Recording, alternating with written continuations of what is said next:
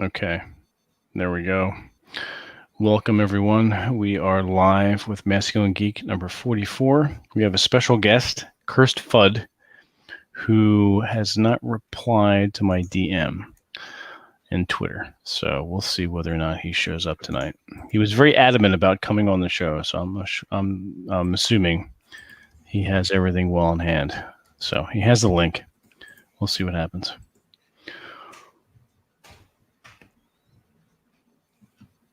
All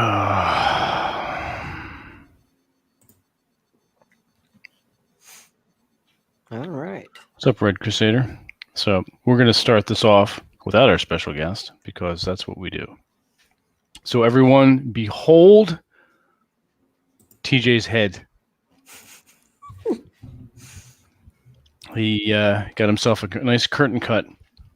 Went to the barber. Went to the barber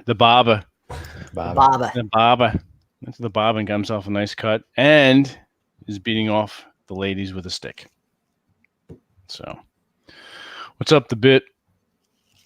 How are you?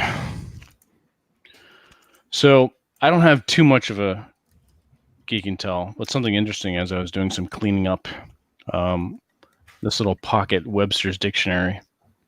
They may say, okay, her dictionary, her. Wow. This dictionary, her, is from 1980.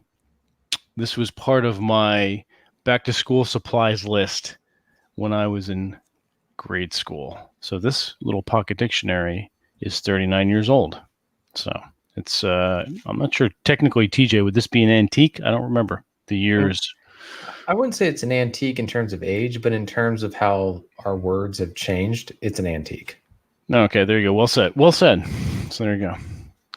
Rob, I'm digging your green background and the contrast to the blackness that you're wearing.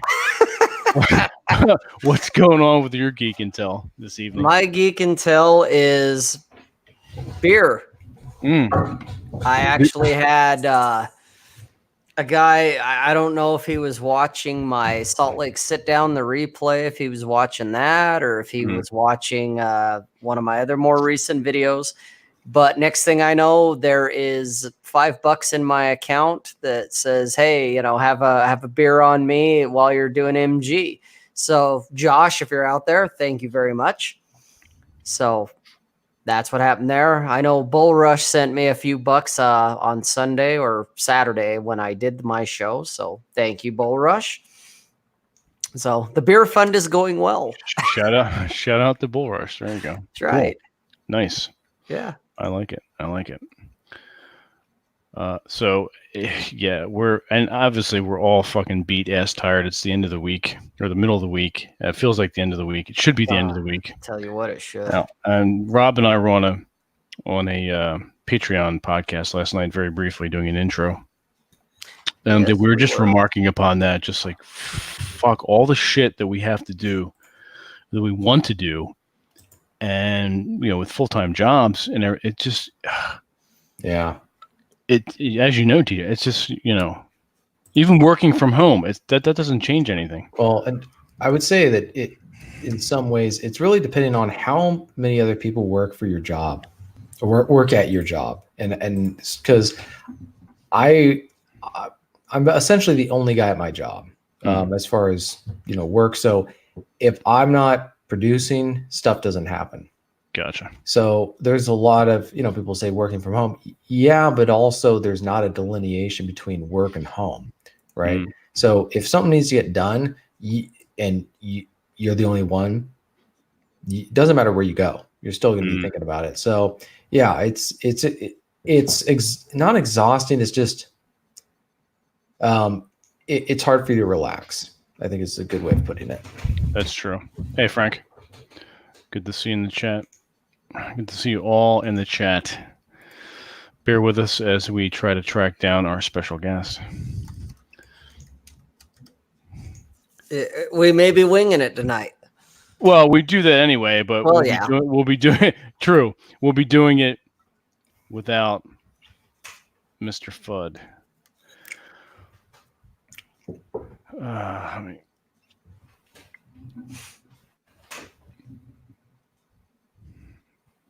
Just Send another Twitter DM to him. Let's see what happens. So how's everyone's week going? TJ, Rob, your way. You had the this cursed Rudd. No, it's cursed Fudd. He got it. He knows who it is. Fudd, Rudd, Spud. So you had you were fortunate or unfortunate enough to have Mr. Aaron Clary invade your state and your domicile, your fortress, your lair. How did that go? Went all right. That's it. That's some boring ass fucking shit. There had to be something. Some story you can relate to us. Not honestly, not much. Yeah, I know. It's you're totally letting me down right now. I can tell you stuff that's going on. It's just not really on that. More of it's totally riveting, Jonathan Barber. I'm chatting with guys actually in my area who are really into a lot of the stuff that we're into. In fact, specifically the stuff I'm into as far as geek stuff. So what was funny is I was chatting with the guy and he was saying how it was nice to meet another man who liked the same stuff and know he wasn't alone. I was saying, did you relate? Did you tell him about Masculine Geek? Not yet, and there's reasons why. But I'll eventually be sharing it with him. Okay, good. Yeah, trust me. Are these the same dudes you talked about? No, it's up, Bullrush. Point out on the bear where Mr. Clary where Mr. Clary touched you. there's not enough free space for that. Jesus. Most likely the swimsuit area. If I was to hazard a guess, yeah. You just got all excited over TJ's new haircut. So. I actually just got the haircut yesterday. You didn't have the haircut. All right. Aaron missed it. Okay. Yeah.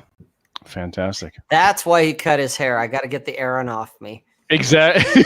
you didn't want to shave it down. So all the body hair is gone. He went ahead and washed all his clothing, deloused the sheets, fumigate the house. Mm-hmm. I'm gonna have Reese with me for the next week or so.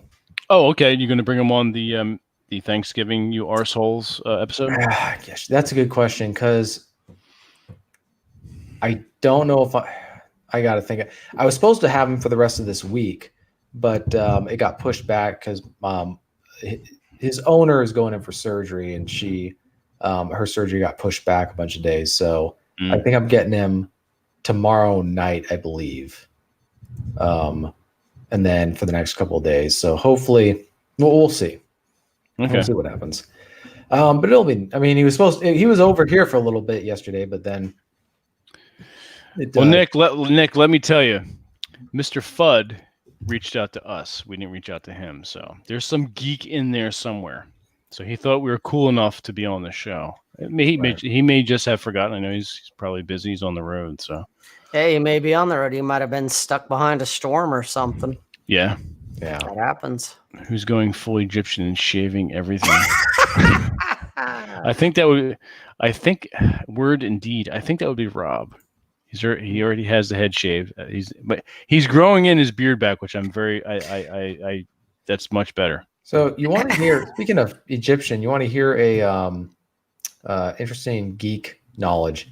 Ramses II, I believe. So I was at the museum, British Museum in London a couple of years ago, and it said that he was a redhead. Really? Yeah. That's so the weird. Pharaoh of Egypt. Well. How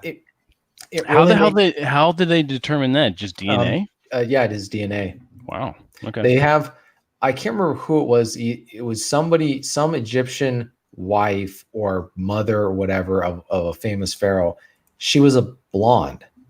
So really, crazily enough, it may mean that a lot of these 50s movies that take place in Egypt, where they got pasty white guys with all the pharaoh stuff on, might have been historically accurate. And an example of that, also this ironic or unintentional historical accuracy, is where in the film Robin Hood, Prince of Thieves, Kevin Costner tried to do originally a British accent or an English accent. They said, you suck at it, just don't bother. Like it's going to distract from the film. Well, he was kind of criticized when the film came out because of his lack of a English accent playing Robin Hood. Well, according to I'd say English linguistic experts, the American accent was what English used to use. Like and there was a study or a newspaper or news article that came out just the other day that pointed that out. The American accent is older than the English accent. Really? So incidentally, Robin Hood may have talked more like Kevin Costner than say Errol Flynn. But we don't think of course, Robin Hood was, nothing like if he was in real life, but just that time period, they may have talked more like us Americans than like the modern day English. Now, why that is, I don't know. I don't know when the intonation began to really change, but I just thought that was really fascinating. It's particularly with the pharaohs and the Egyptians. Very interesting. I gave you fun. He's got it. Look, Hey, it's Red that did it then. It's right here, dude. I got almost this one, complete. and I got this one. Oh my, he's got And one I've on got a 12-pack. He's got one on deck. Rush. That's awesome. So between you and Bull Rush, I've got my beer for the week. You're Thank solvent. you You're solvent in beer. That's I'm fantastic. solvent in refined alcohol. Oh my god, that's great. Oh jeez, nice. Well, gotta have some fun with it. That's true. You can use it for a variety of things, I'm sure. TJ can get some Brill cream for his hair. Oh okay. No, that's not a bust. Yeah. That's good. Yeah, I like this. I like it a lot better than my old cuts. No, it definitely suits you. Yeah. It only took you 2 months to do it. The real TJ finally showed up. Yeah. Yep. Seriously. That's really actually an interesting concept and I've seen it in TV shows or in books or movies or whatever, where somebody's undergoing a personality change or some sort of fundamental transformation, and they signify that by getting a very radically different haircut than what they usually do. Indeed. Anyone out there in the TJ Beard, everyone out there who is drinking at this moment on the chat, and obviously we are. I don't know about TJ. I haven't seen anything in his hand yet. There we go. Let's raise a glass to each other, to the Masculine Geek crew, and to everyone in the chat. Yes. Cheers to the chat and the panel. Mm-hmm. There you go. I'm drinking red wine. I'm drinking a local, very, very smooth rum. Nice. It's not Kraken, obviously. So what is it? It's called Blue Spirits. It's a locally distilled rum. Very good, very smooth. Expensive, but smooth. Cool. Hey James, good to see you in the chat as well. Be seeing you live end of the month with Carl and Tim's coming up from DC. Carl? Which Carl? Not that Carl. No. I say, really? You're having fucking. You're gonna go see Carl? we're gonna see Carl. See? No, he's a local. He's one of our followers who happens to be local too. Oh, okay. So we're doing a East Coast 1/3 Masculine Geek meetup. So a 33%. Kind of like the booze in Utah. Exactly. 3.2, except they upgraded finally and got with the rest of the world. Exactly. Yes, James, it's definitely going to be a blast. It's going to be fun. Oh shit! So we're all fucking beat. We've had long weeks. We're waiting for our guest who still has not. Look, if you're gonna request to be on this fucking show, you show up. God damn. I mean, I can show the book that just arrived in the mail. Yeah, please do. Yeah, 1 second. We're gonna Hey, I'm gonna log out real quick and be right back, Vince. We're gonna piss off Rob. Okay, you do. Oh, I know the book. I'll definitely be right back. All right. Okay, go ahead. So this is a book called Chivalry, and it is by a French writer or author named Leon Gautier. I'm hoping I pronounced it right. And it's the everyday life of the medieval knight. And what's interesting about, I haven't read a whole lot of the book yet, but from what I've read, he does two things. He looks at the legends, myths, and tales of chivalry. But what he does is he does two things. He looks at the history, the actual historical record, and he looks really at just a 40, 50-year time period during, peak historical chivalry. And you go through the first couple pages and you realize how different chivalry was historically from what we think of it today. Chivalry really, and I want to do a whole podcast on this because I think it's worth just exploring. But his thesis in this book is that chivalry was a warrior ethos for knights only within Christendom, so the medieval Europe.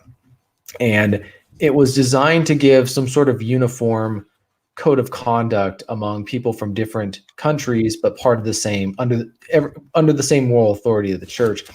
And there was a lot of passages. I mean, I got to read this one passage. This was just kind of mind-blowing.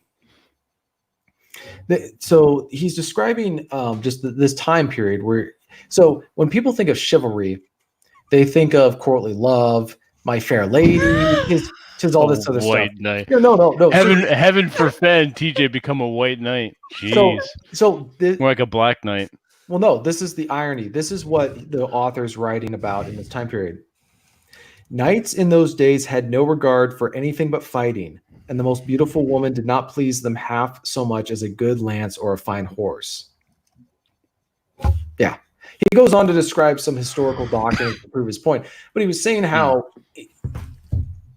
for a man who adhered to the code of chivalry, and according to his code, women are not mentioned at all. There's no courtly love. There's no milady. There's no white knighting or anything like that. It's a moral obligation to other soldiers or warriors or knights within Europe. So it didn't apply if it was an Arab or a Muslim, or I'd say Muslim, if they were Arab Christians, then you would treat them the same.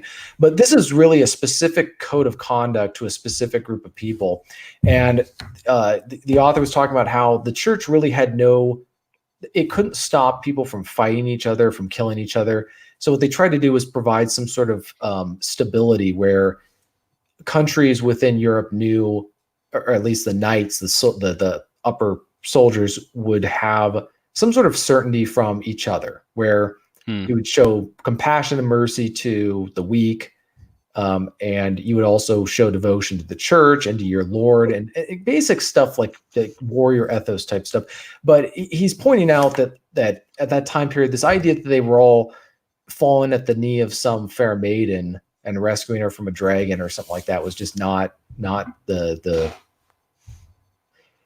was not what was going on at that time. That's what you read about in the tales. That's what you read about in the Arthurian legends. That's what you read about in so many stories. But he's saying that's not what happened actually historically. And again, I've only skimmed through the book. I need to read the rest of it. But I've opened up a random page in this book, and it's talking about how knights at the time were more interested in fighting each other than they were chasing after women.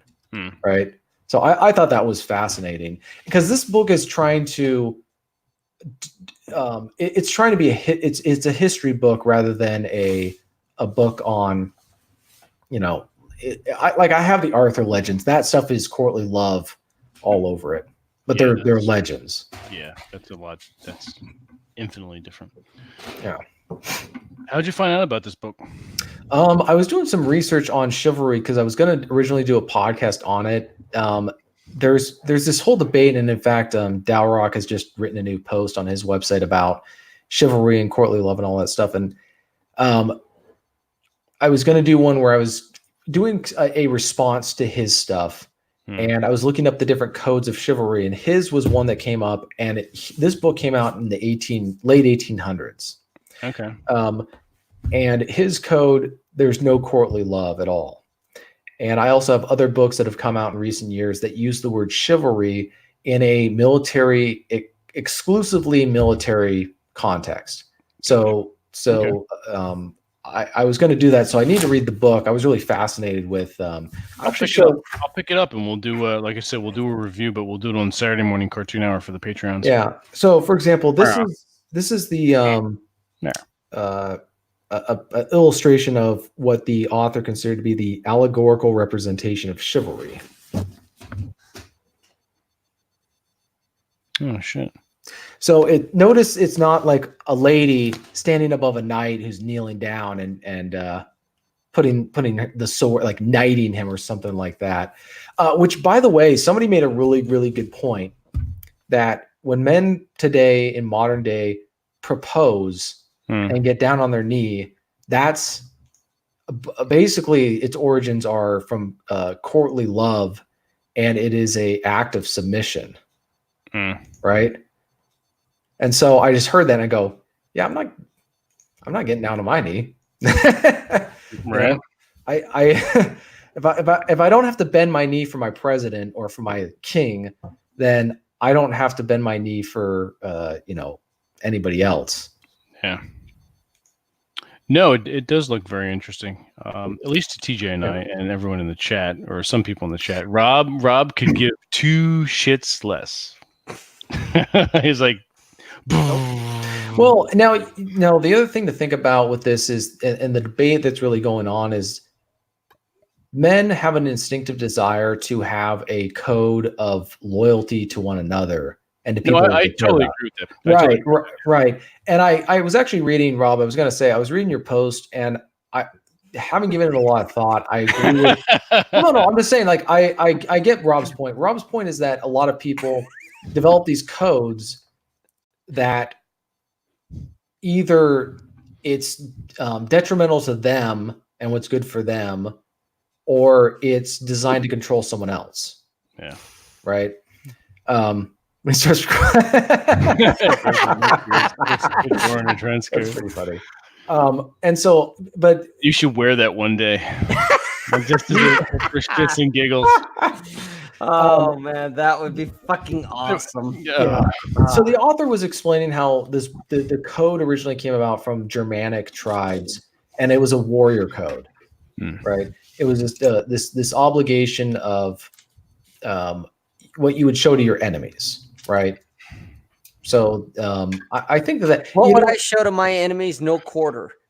Well, think about in Indian Native American cultures, they had the concept of counting coup. This is where you would touch an enemy warrior in a way that demonstrated bravery and daring, but without killing him. And so that was also a way to earn honor and respect among your enemies. It's also called slapping the bear.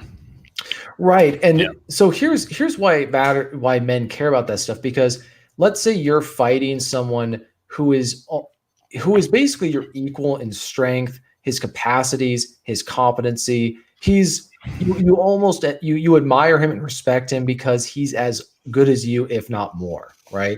So in some ways, men actually desire the respect of an enemy who's as strong as him than the respect of a friend who's weaker than him. Yeah. If that makes sense. Same thing with the Yule log and Christmas, the pagan tradition around Christmas, and Christianity overwriting it with the birth of Jesus on the 25th. The winter solstice. Oh, this is pretty funny.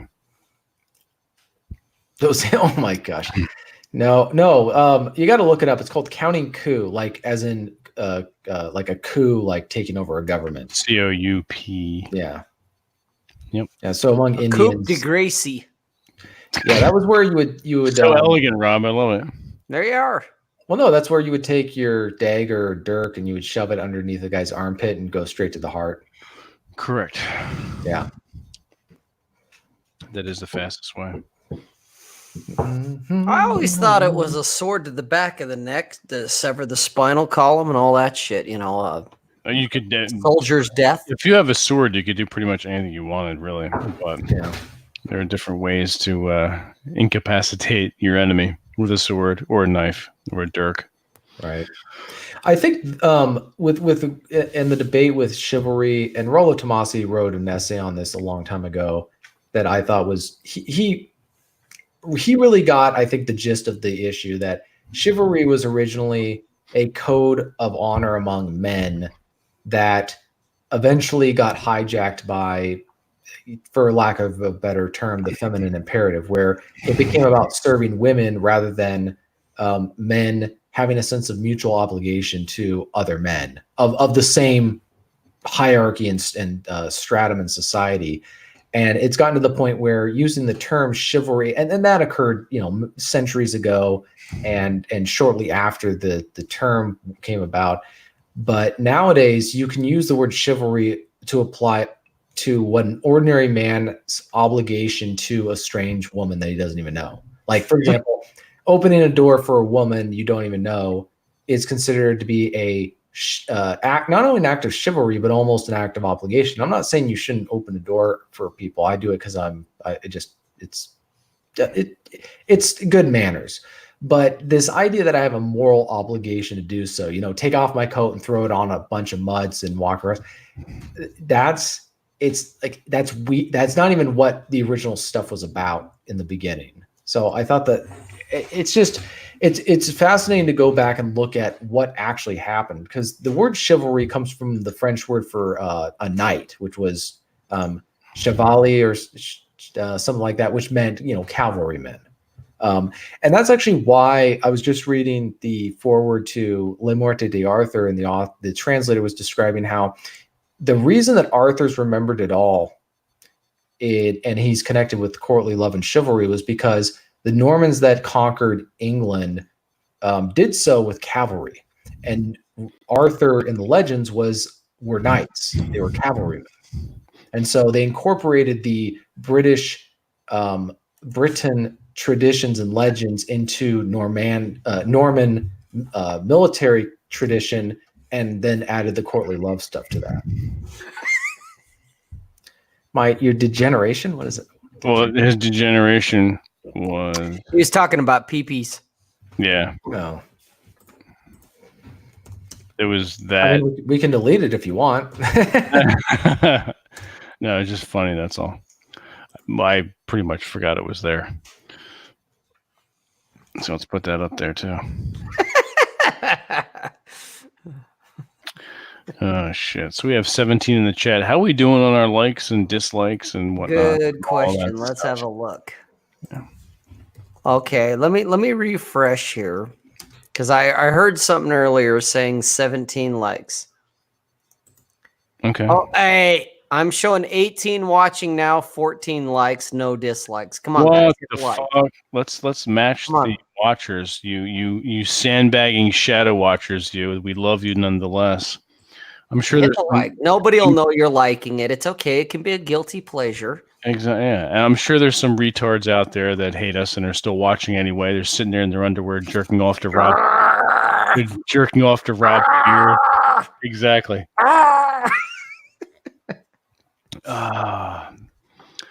Sam Troy, you can if you want. I've already reported. Red, if you want to dislike, you can dislike. I've already reported you twice. Oh, that's funny. Yeah. Well, come on, guys. Every one of you has got to have like an alt account on YouTube, so go log into that. And no, that's disingenuous. Don't do that shit. All right. That's for losers. I gotta be. I'm just curious about this, because this stuff made me think back to my childhood, when I was reading about Arthur and the knights and all this other stuff, and I really don't remember anything.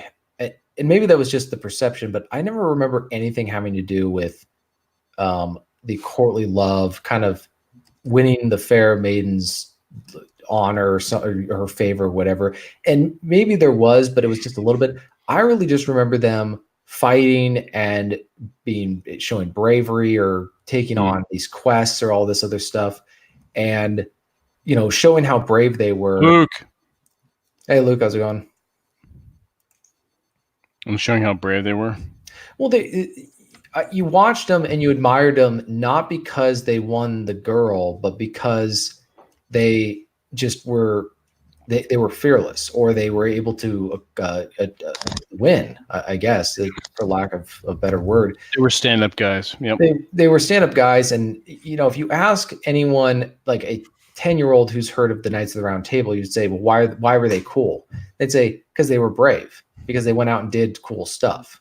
They wouldn't say, oh, because they got the girls. Yeah. Or they got the girls' favor, but you can't be with them or something like that, because that's the whole point of courtly love. Courtly love was weird. Like, it was really twisted if you actually look at it. You would win a woman's favor, and she had to be married, and you couldn't consummate the relation. It's definitely feminism 1.0. It was like a cuckolding of some kind. Yeah. Which I'm just thinking, what guy back then would sign himself up for that kind of thing?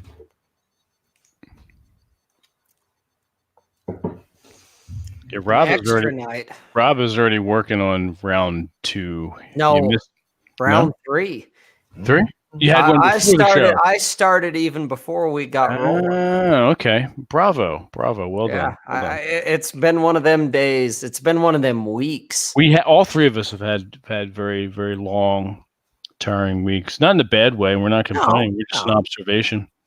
No, it's a good thing. Been a long week. We got a lot going on, and that's a good thing. But it can be very tiring. And once you get to the middle of the week, towards the end, you're like, I just want to take a nap. Pass out a little bit. Pretty much.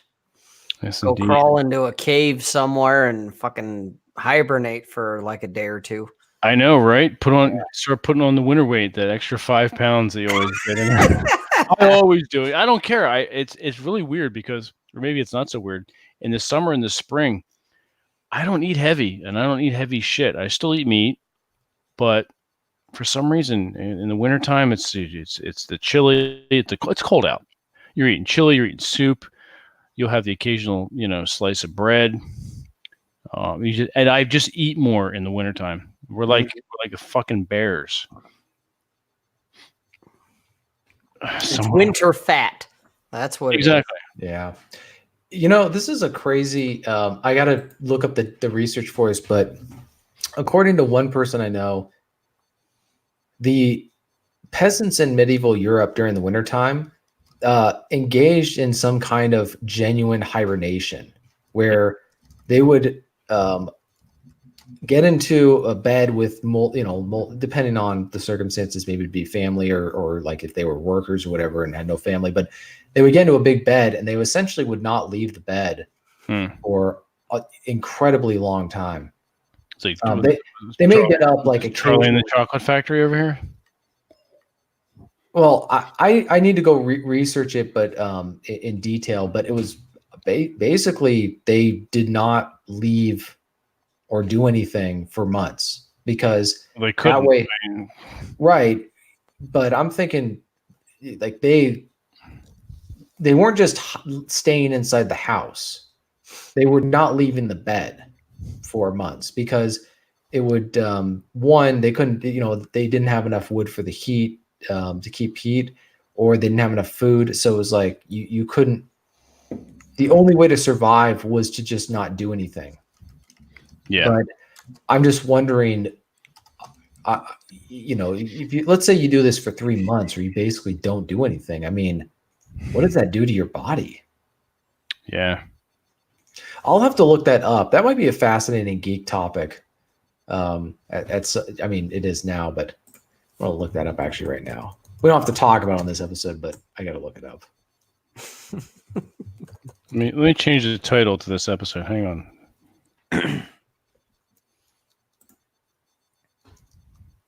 Talk amongst yourselves. Good. Let her rip, chat. We love you for it.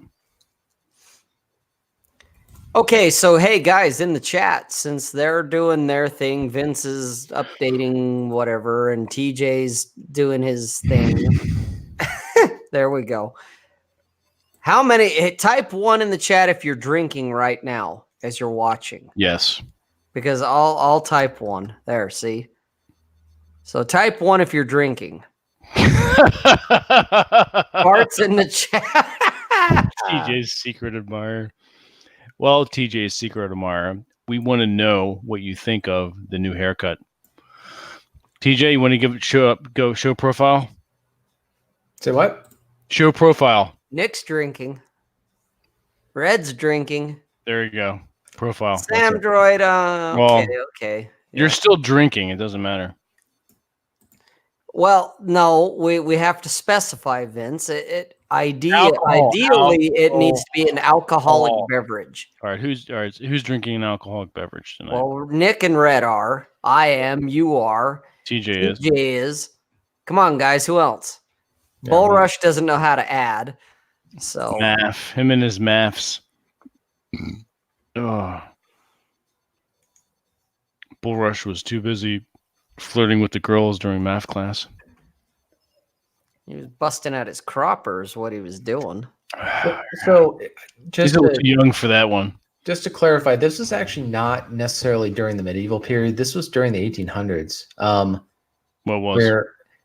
Where it was in France, where this I'm not quite sure why. I think it was just the country cooled or something like that. But this guy said there was a civil servant who was looking around Burgundy region, and he said these men will spend their days in bed, packing their bodies tightly together in order to stay warm and eat less food. Whoa. Back. No, I know. I know. I'm just confused. And so it was bad. They said the guy noted they weakened themselves deliberately. It's the same thing. It's the same thing when the immigrants were over here in the tenement houses in New York. They were just packed in. Yeah. In Burgundy, after the wine harvest, the workers burned the vine stalks, repaired their tools, and left the land to the wolves. And that's the way it is. The way it is, the way it was. The way it was, and God bless. That's the boss. Yeah, seriously. Well, thank you, Marty. And here's to you. Oh, shit. Zima. Jesus Christ. Girl beer, basically. That's okay. Fuck it, I'd drink it. That was a huge thing in high school and into the 90s. Yes, it was.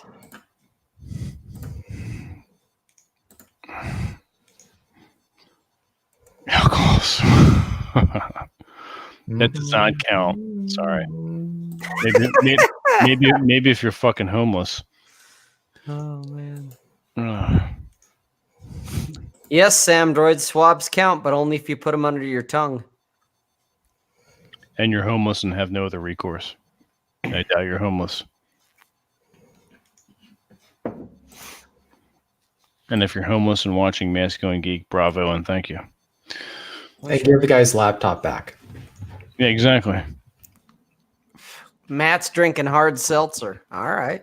Okay. Whatever floats your boat. Nasty malt liquor. All right, so we've got guys that partake. Mm-hmm. I like guys that partake.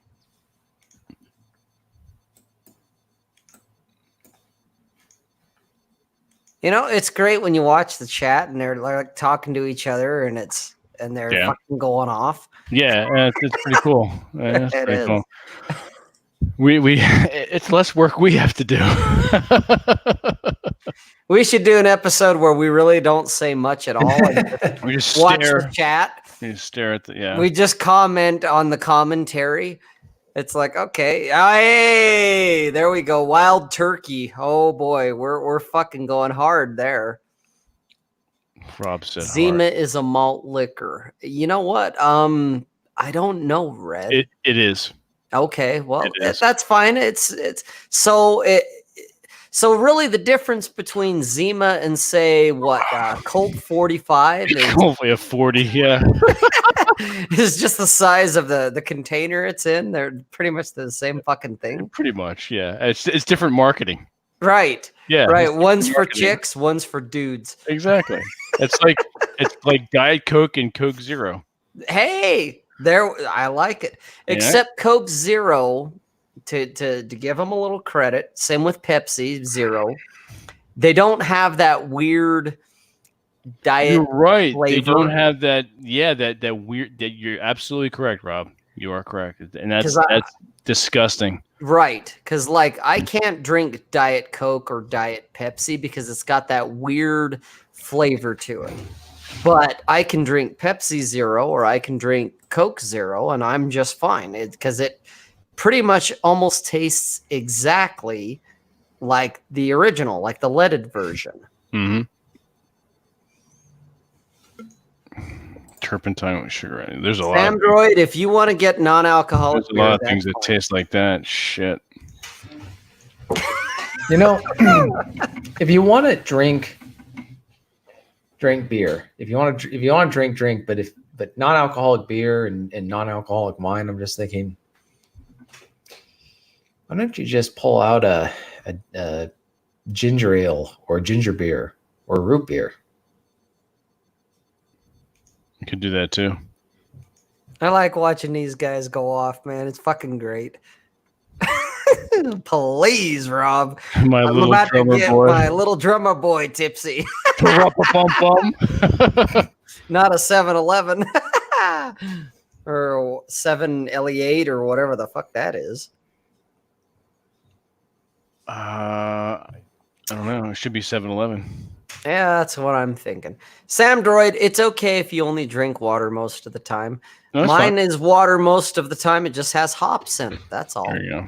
I drink water during the day, and for the most part, the only time I'm drinking, the only time I'm drinking is Put on that on the chat, Vince. Which Put one? That, the banner, the one that TJ's Secret Admirer just said. I had that. That one. I had that up. I had that up briefly. We all know who TJ's Secret Admirer is. Mm-hmm. Yeah. Mm-hmm. Mm-hmm. French fried potatoes. That is the movie. That is a Sling Blade reference. Came out in 1997, I do believe. Good movie. Hey, Matt, since I just noticed it in the chat there about Jose Cuervo or Fireball in pineapple hard seltzer. I don't know about the seltzer part, the pineapple seltzer. I can't speak to that. But if you want a really good cinnamon whiskey that is smoother and, in my opinion, better than Fireball, try Jack Daniels has one. And I can't remember the name of it right now. It's a red label, and I think it's just called Fire. But you should check that out.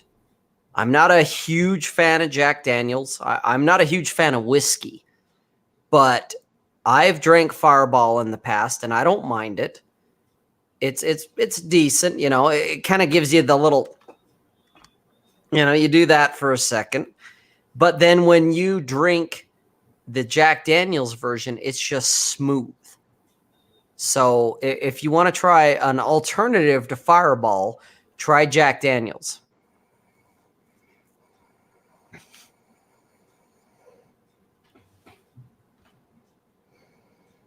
$30 of wine on her porch.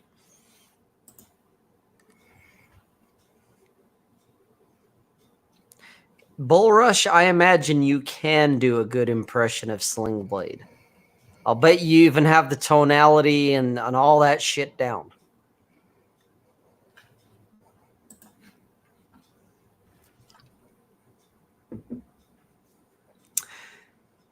So while we're sitting here in a not awkward but yet awkward silence, type 1 in the chat if you think I should go and get another beer. Northern Wild, what's up, buddy? We're just drinking. I don't see any ones going up. Not yet, but give them a minute. There's a little bit of a delay. How long of a delay? I don't know.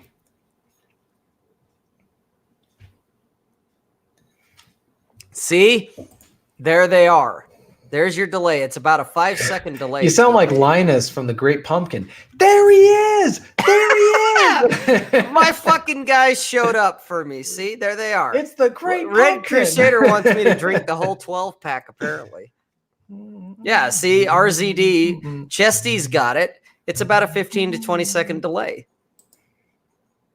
So there you are. No, get some water, Samdroid. No. Shotgun those bitches.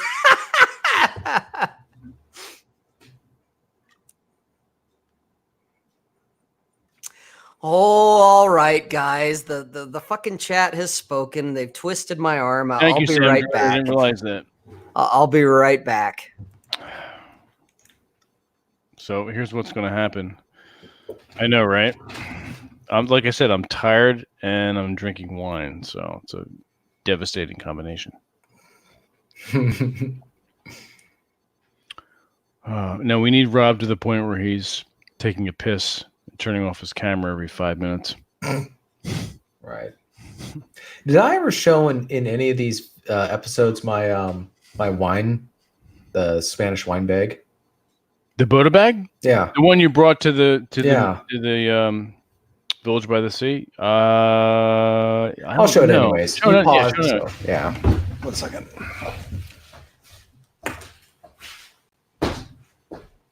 See, you've pushed Rob over the edge. Now he's just going to be he's going to be a fucking piss fountain all night.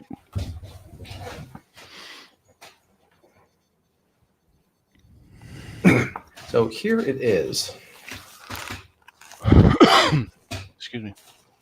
So no, this is demonstrate the proper way to drink out of that. So what you do is you twist this off, and because it's got a string, it doesn't fall out, and then you fill this with the wine, and then you put this back on, obviously, as like such. Oh my god! I know. It's actually more difficult than it looks. Okay, so then you twist that back on, and then there's another string that's for this one, and you take that off, and then lift it back up, and then you like almost like you're blowing a ram's horn, right? Yeah, but you don't put the actual mouthpiece to your lip. You actually have to play and you squeeze the Boda bag to the point where it's a stream of wine going into your mouth. Yeah, this is actually really, really cool. I got this from one of my parents who I think got it from Spain. That's right. Piss fountain. There's the name of the episode, the Piss Fountain episode. I'm very proud of that. You guys can use that. You can have that. So it doesn't show up very well, but that is the mark showing it was from Spain. So this is an actual, Spanish thing, and you feel this, and it's like genuine. It's not a fake or replica or something like that. So leather. Is that actual leather? No, but you know what? Actually, I got to show this because I'm going to show it. Let me bring it up. I wasn't going to bring it up, but 1 second. Let me grab it.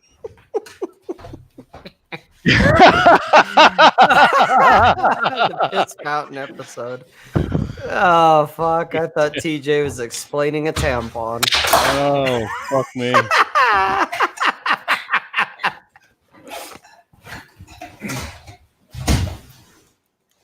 Cradle the balls. You always cradle the balls. So I've had this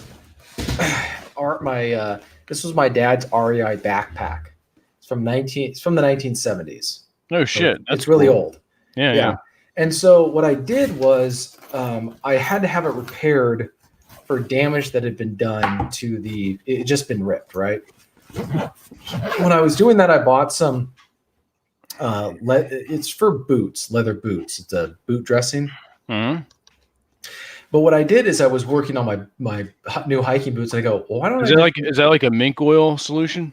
Yeah, something like that. Uh-huh. And so I thought, why don't I just do that with my bag? Because there's a whole bunch of like these leather straps right here. And then at the very, very bottom, right here. Whoa, someone say leather straps? So there's leather right there. Yeah. And so this I should have taken a photo of what it looked like before, because it's so much better condition now than what it was before. So yeah. Nice.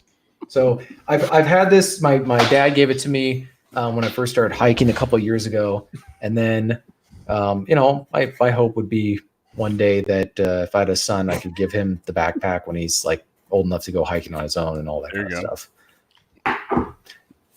I'm sure your son would be like a Boy Scout type kid, like one of the hike and camp and all that. Well, especially if he grew up here. If he grew up in the mountains, he'd want to go out, and I'd give him his backpack and say, the mountains are calling. Now get out of here so your mom and I can spend some time alone. That's right. Oh my god.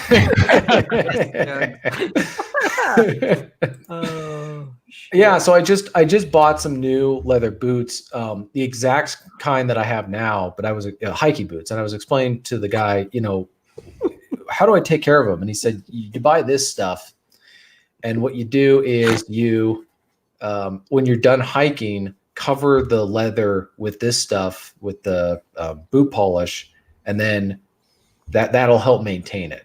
So, because they cost like $190. Yeah. Think about getting married? Oh my god. I'm the virgin. As if there's any other kind, right? Wow. Let's not get crazy. Well, not in some never mind. Jesus. Oh man. I'm gonna refill my rum 1 second. All right. All right, you go do that. The rum is gone.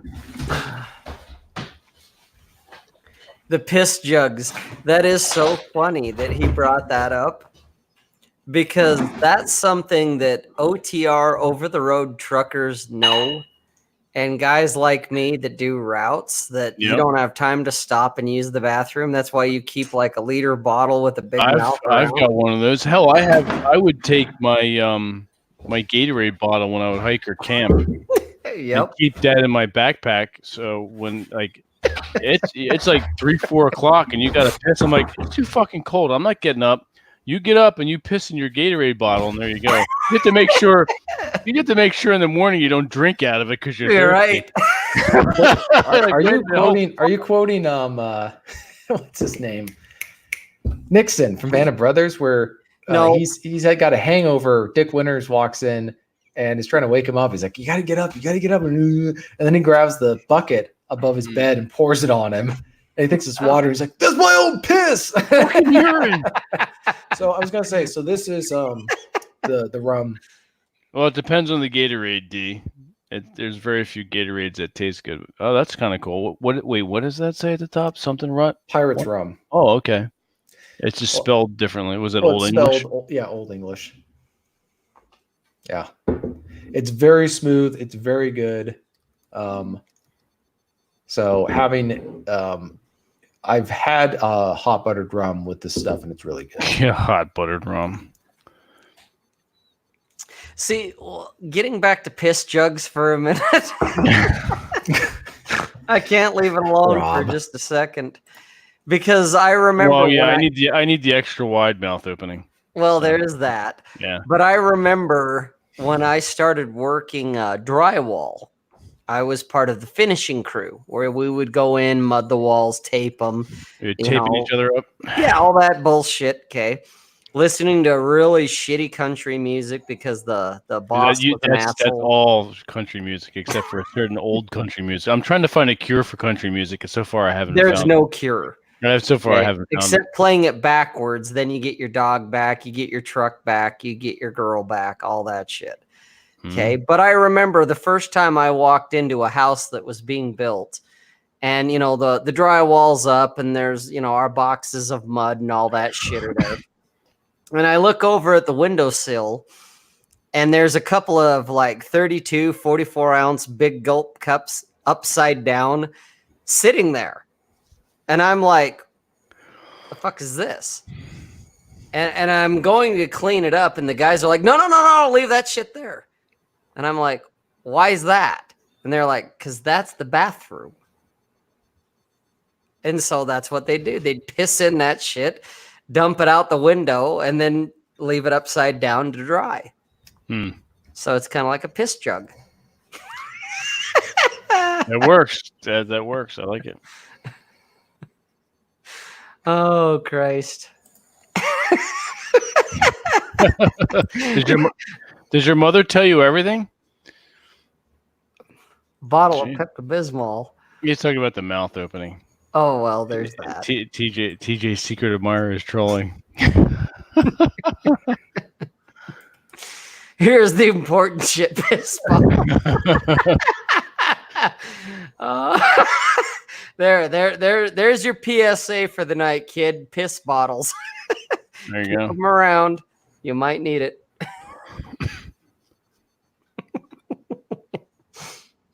Hank Williams, yeah, absolutely. We talking old Hank Williams? We talking senior or junior?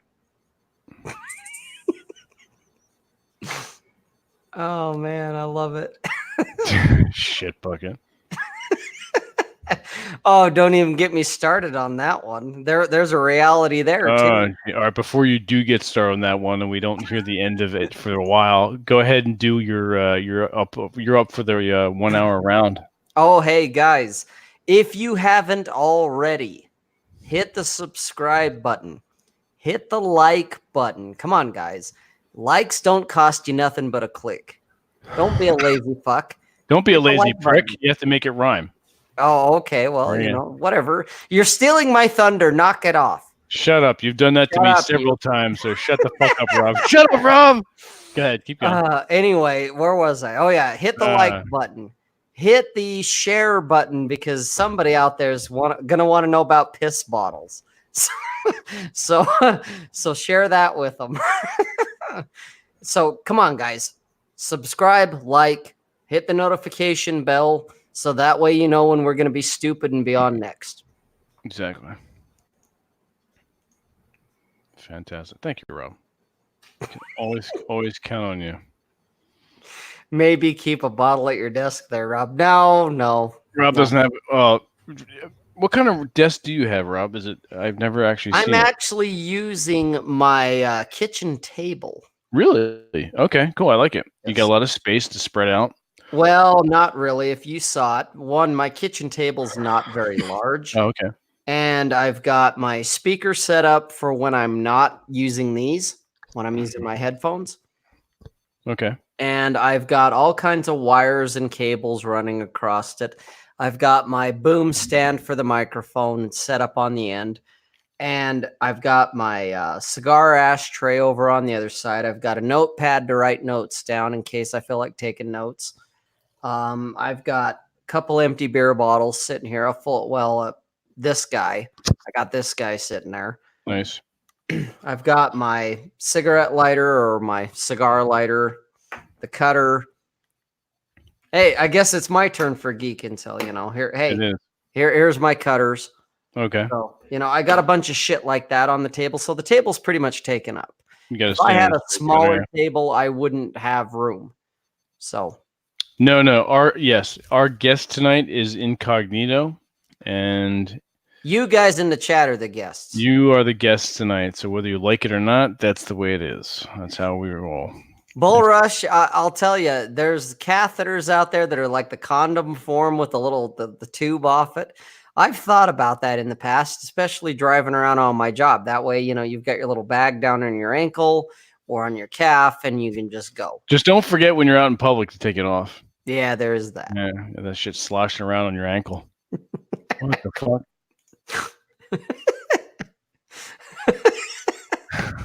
fuck? You're welcome, D. Northern Wild. Anytime. No, Nick, there are no hookers in the green room, but there could be in the red room. There's always hookers in the red room. Yes. Always. As there should be. And always remember, for our napper and chronic masturbator, Aaron Clary. Oh, shit, there's Atham. Oh shit! He decided to switch accounts. Ah. What's up, Adam?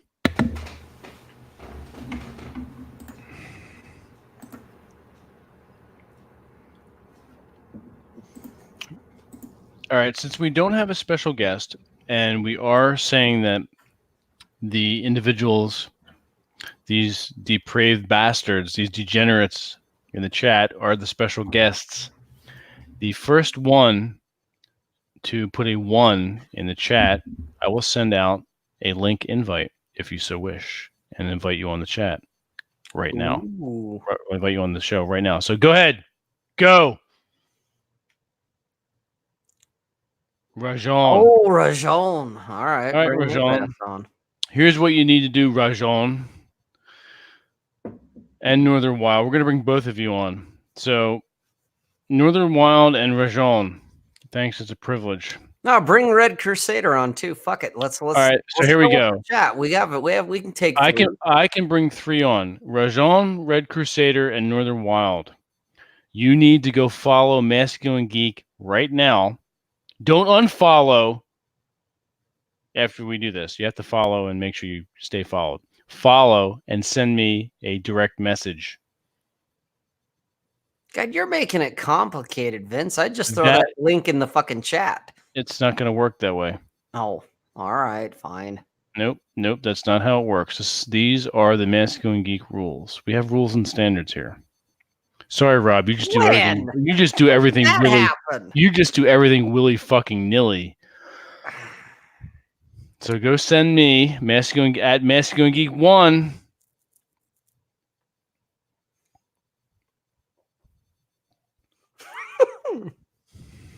Mom would be mad if she saw me voice chatting with old people.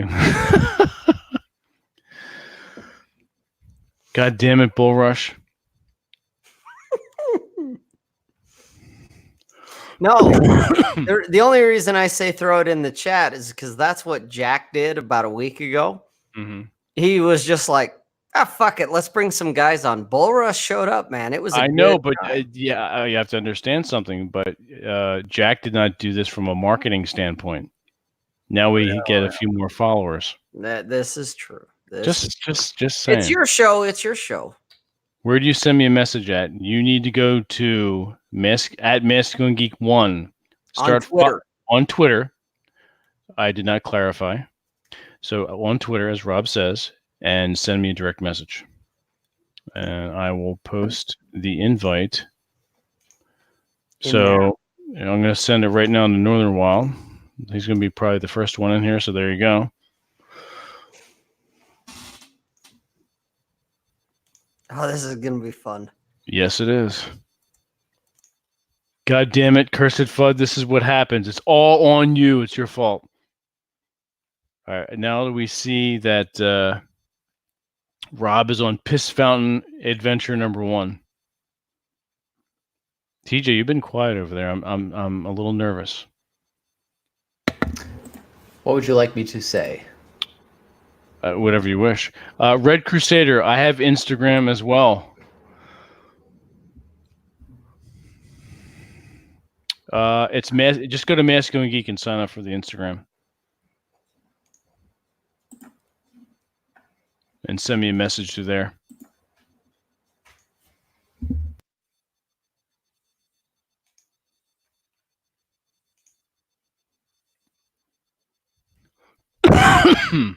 If you go to Instagram and type in Masculine Geek, you'll find us.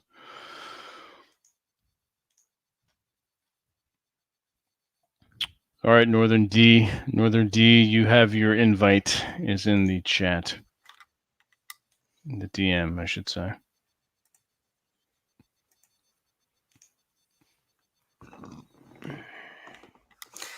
Red Crusader doesn't have Twitter. I'm backstage. Holy shit! There he is. And here is Northern Wild. Sweet. Oh, that's so cool. What's going on? Red Crusader doesn't have Twitter. This is my face. You need to deal with your speakers there, Red. And here is Northern Wild. Oh, that's so cool. Yeah, D, you need to take care of your speakers. Northern Wild, do something to the speakers, mute them or something because we're getting All right. We're getting reverb. There Whatever we the go. fuck that is. There we go. Cool. What are you guys, drinking? I'll show you this. It's called how appropriate. Canuck Pale Ale. There you go. It's got a nice log. Okay, I got to show something that's pretty funny that's Canadian and also a liquid refreshment. I like both of those. There you go. Vince, you got we've got an Instagram, don't we? Masculine Geek, but for some reason it's showing up. There's a message showing up on my Instagram app, but it's not showing up when I go to the website to actually. Do you want me on my Instagram to send it to Red, the link? Yeah, you might as well, because for whatever reason, it's not happening on my end. Okay, I'll do it. Red, I'm sending you the. I don't know, Red. Do you follow me on Instagram? Atham says, "Wear headphones, motherfucker." Am I the motherfucker? Who? You are. Yeah, well, you are, but you are. Yeah, he's busted your balls in a good way. I have some earbuds. There you go. Do that. You're good because you should be fine. You seem fine now, so you're fine. So Red So, Crusader, do you follow me on Instagram? Do that, and I will send you the link. It's funny Marty makes that comment because he's not totally off on that. But so I thought that was funny. 1 second. So this is something I bought it last year, and I drank it all, but I saved it the actual container because it's so cool. It's like a camouflage version of the Canadian Hunter. Wow. Is that whiskey or what kind of booze is It's that? Canadian whiskey, yeah. But it's a camouflage container. I love that. That's pretty cool. It's pretty cool. So we can drink in the woods. Yeah, you can just There pour. you You go. can They just can't pour more see whiskey. you doing it. Yeah. Oh, I love that. Fantastic. Let me find something Canadian. I got an idea. Yeah, well, you have to do your own geek and tell. Yeah, maple syrup. Um, Or you can grab somebody from Letterkenny. okay, so this is a Oh, my dad made this in his woodshed in 1995, and it's a decoy of a canvasback. Nice. oh, that's cool. And yeah, it's really awesome. My dad used to hunt ducks, and my mom hated hunting. Oh, jeez. So she made every effort to make sure that my brother and I didn't do that. But my dad kept doing it. He stuck to his guns. Like, no, I'm going to hunt. It's okay if you don't like it, but I'm going to do it. Anyway, he would always make some of these for us. And anytime, like one time he shot a rabbit or a hare right between the eyes. And he had me and my brother come out and look at it. It was pretty sweet. Oh, shit. But anyway, yeah, he was really into duck hunting. And actually, one of I don't know if you guys ever had a dog that. So I had a black lab. I didn't know too much about him other than, I was young and I loved hanging around with him, but I never got to see the side of him that my dad saw, which was hunting. So that dog used to go out and just instinctively, as soon as that duck was shot, duck would fly to the ground and my dad would be like, hold, go. And the dog would run and grab the duck. And anyway, I wish I was able to see that, but this is second best. I get to have a decoy. Nice. By light of Baldur, I just followed you with my Instagram, so that's probably why we're having Your issues. Exchangeogram. Yeah, fucking stupid. You've seen the internship, right? What? With Vince Vaughn and what's his name? They're playing interns at Google. Oh, I know. I know what you're talking about. I know of it, but I haven't seen it. No. Well, Vince Vaughn is talking to all these guys, these kids who are like 20, 21, and he goes, well, why don't we just have something where you just throw photos up on the line? They're like, yeah, it's called Instagram. Facebook bought it for $2 billion. Yeah, I'm saying you just do the same thing, except you just throw it out on the line. You mean online? Yeah, that's what I said. You put it online. You keep saying online on the line. You mean the internet? Yeah, but it's different. Well, how's it different? It's called Exchangeogram. Exchangeogram. That's the functionality of it. Yes. It was in a lot of ways, it was kind of creepy how it sucked up to Google, but at the same time, it was funny in the sense that it showed these two Gen Xers who just, for them, nothing phases them. But these millennials, they're 21 years old and they're saying my life is over. Right?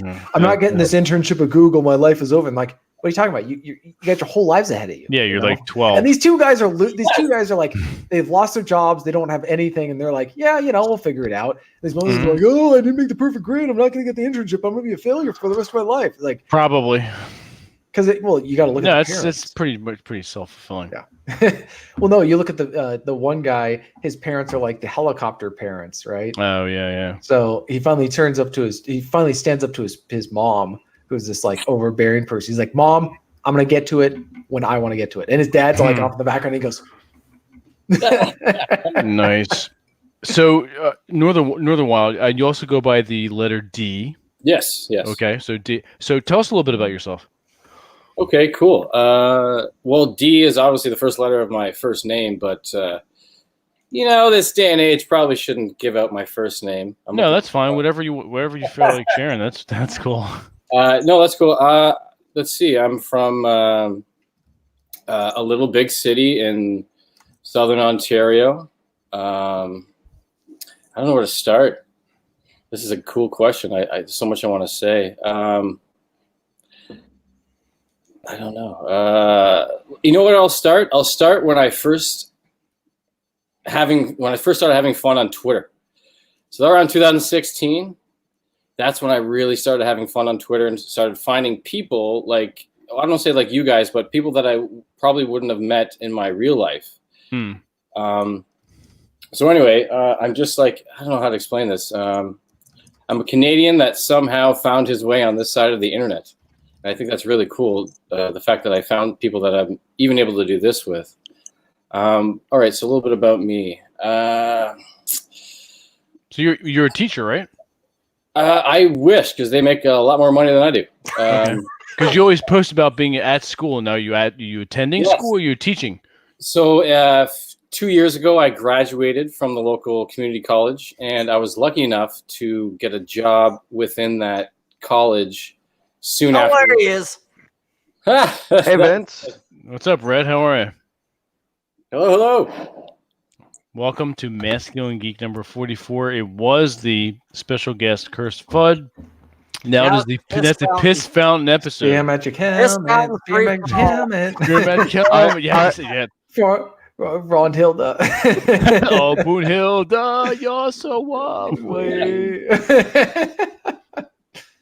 All right, so go ahead, Dean. Continue. Yes. Yes. So I graduated from school 3 years ago, and that was after working over a decade in a pub in the kitchen. Mm-hmm. I didn't really have any other aspirations, just getting drunk, doing drugs, and hitting on servers and hostesses. I mean, that was pretty much the shit at the time. Sounds like a good adventure, yes. It's great. It's bad on the stomach. It's not good on the stomach. All that. So anyway, after I graduated school, I got a job at the school, and it's basically it's like support work. So I help people with developmental disabilities and learning disabilities and things like that. Okay. And I'm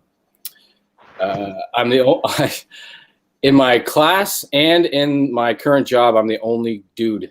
I'm the only guy. Really? And let me tell you this. This is awesome. Shit. Okay, so I started in the support work sector maybe around 2014, and every job I've had within that sector has said, you know what, Devin, being a guy in this, oh my God, I said my fucking name. Shit. Oh. That's okay, guys. Oops, you just outed yourself. I'm song, Matt. Have a good night, Matt. Yeah, I'm out. See ya. No. Yep. Get out of here. It's all good. So where was I? I'm so flustered right now. Where was I? You're doxed. But you were. No one in Canada. Everyone in Canada is too nice. Nobody gets doxed. Dude, seriously, nobody cares. Exactly. Nobody gives a shit. Yeah. And if they did, good luck trying to find me. I'm a fucking nobody in nowhere. Well, you've got camo, so you're good. Right? You can't see me. Fuck. Exactly. You hide. TJ, give me that booze and I'll hide. Canadian camo. Exactly. It's very special. Oh, you mean this? Yes. Yeah. Anyway, what I was going to say is that I was told by the women that I worked with that are higher above me that guys in this sector will always have a job. For some reason, there aren't a lot of males in that sector, and they still get more opportunities than the women that they work with. And I thought that was so interesting because even in a sector full of women, guys are still coming in there and fucking shit up. I thought that was crazy. That's completely ridiculous. Yeah. Well, it is, but here I am, and I'm glad to be talking with you guys. Cool. Absolutely. Well, glad to have you Glad on. to have you. And Red as well. Glad to have you. You want to go ahead and tell your sordid story? Well, am I coming in good? Because my reception on my end's kind of weird. Yeah, there's a little bit of a delay. There's but about you're a good. second or two delay, but you're fine. You can go ahead. Okay, good deal. So, okay, everybody, I'm Red. I went through a couple of years of factory work. I went through the whole awful machine of let's go to college and got a degree that I thought would work. Didn't work out. I got a pretty awesome job now, but it's factory work. I went for computer programming, but meh. And that's Not where your- I'm at not now. your thing. I'm super nerdy. And Perfect. yeah, I went to a convention this weekend. Had where a at? lot of fun. A lot of fun. Which convention? I saw so it's here in Ohio. We have like a little thing in Ohio. It's all board games, tabletops, things like that. I played this real neat Dungeon World reflesh that was superheroes. A lot of fun. Cool. Nice. Anyway, I'll let you guys continue the The I festivities. want you guys to get back on your topics. No, we're all the topic. here topic today. is you guys. Right Yeah, now, we are right now, fucking right now, kidding me? right Talk now, the more title, about, and we piss still time. have a slot for one more person. Let's Whoever get wants that bull guy in here. He seemed pretty Bull Rush is working at the moment. Yeah, Bull Rush can't be on right now. Otherwise, definitely we'd have him on. Yeah. Bull Rush. Sassed one too many or chest. If Sadly, you he want can't. the piss bottle party. Speaking of which, it's my turn. Yeah. Oh boy. All right. Insert yourself. Well, I don't know about Vince and TJ, but I'm sure. I Oh, can that's speak what he for both of meant. them. Okay. I'm glad both of you are here. I'm glad to meet you guys, get to see your faces, get to hear you guys, because I know you've both been in the chat many times. So thank you for coming on. Okay. I appreciate it. Cheers. Cheers. Cheers. Scold. Skull. I remember that. Guys, this is what it's about, okay? I've said it several times in here, and I've said it with Jack, and I've said it on my own bullshit. It's about meeting guys ultimately face to face, because they cannot deplatform you face to face. This is our version of starting Fight Club. Oh, you're not supposed to talk about Fight Club. Shh. Right? Yeah, what are you Okay. doing? You already revealed us, man. Well, you guys outed yourselves. Yeah, no, I literally did. I literally did. Yeah, your OPSEC sucks. Oh my god, I've done podcasts. Oh no, on my I've own. been tricked. Yeah. Careful. Oh my god, I've done podcasts on my own, and oh my god, I can't believe I did that. But it's not a big deal. No, it's really not. Who would go out of their way to find the timestamp? You can't. To find out who I am is beyond. Just don't become famous. You know what I mean? Oh, no fucking way. No, thank you.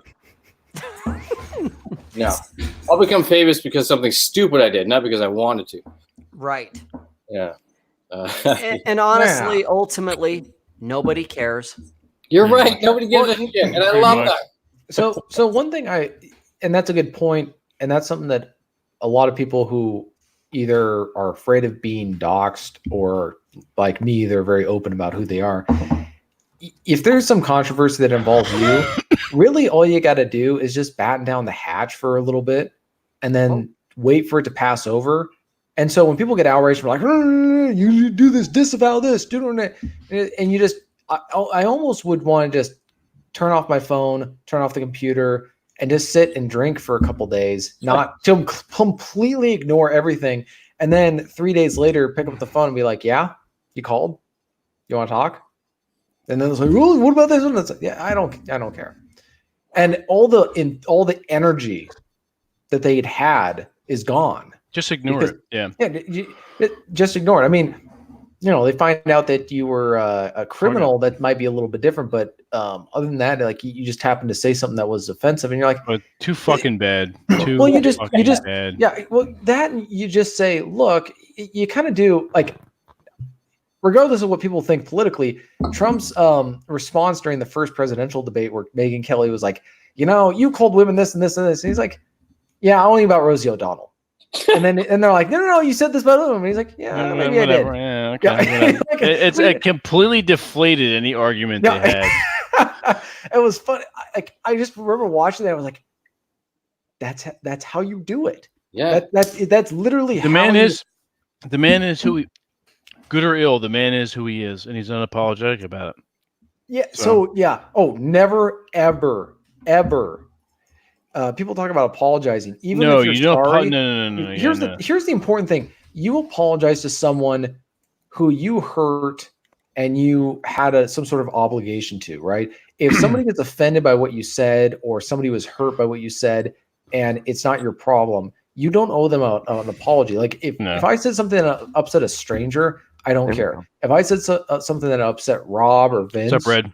That's different, right? I might consider that thing. But these public apologies are just like they're don't. Yeah. It's like the guys who would whip themselves when they were going through medieval villages or whatever. The self-flagellation. Yeah. And so flagellation or farting, I don't know, something like that. And so I look at that and I just say, I'm never going to apologize for anything. I'll just say, yeah, whatever, Well, I don't care. An unwarranted apology is disingenuous anyway. Well, John Wayne had said it best: never explain or apologize ever. And that's something that I've really, like in the last, I'm literally 24 hours. Well, and obviously, if you've done something egregious and you need to own it, then yeah, okay. But for dumb shit that's floating around now, no.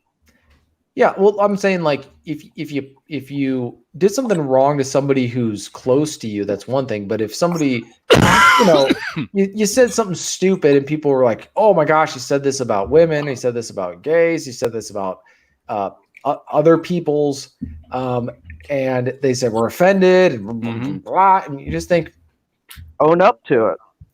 Yeah, I said it. Yeah, it's over. Move on. So I'm from Canada. We're a social justice warrior country. Yes, you are. Isn't that your like national motto? I'm from the Pacific. But I'm from the Pacific Northwest. Canada, we fucking love Oh, Canada. Actually, that song started with "Oh, Canada," right? Blame Canada. Everything goes wrong since Canada came along. Can I finish? Can I finish? Okay, I'm finished. Oh.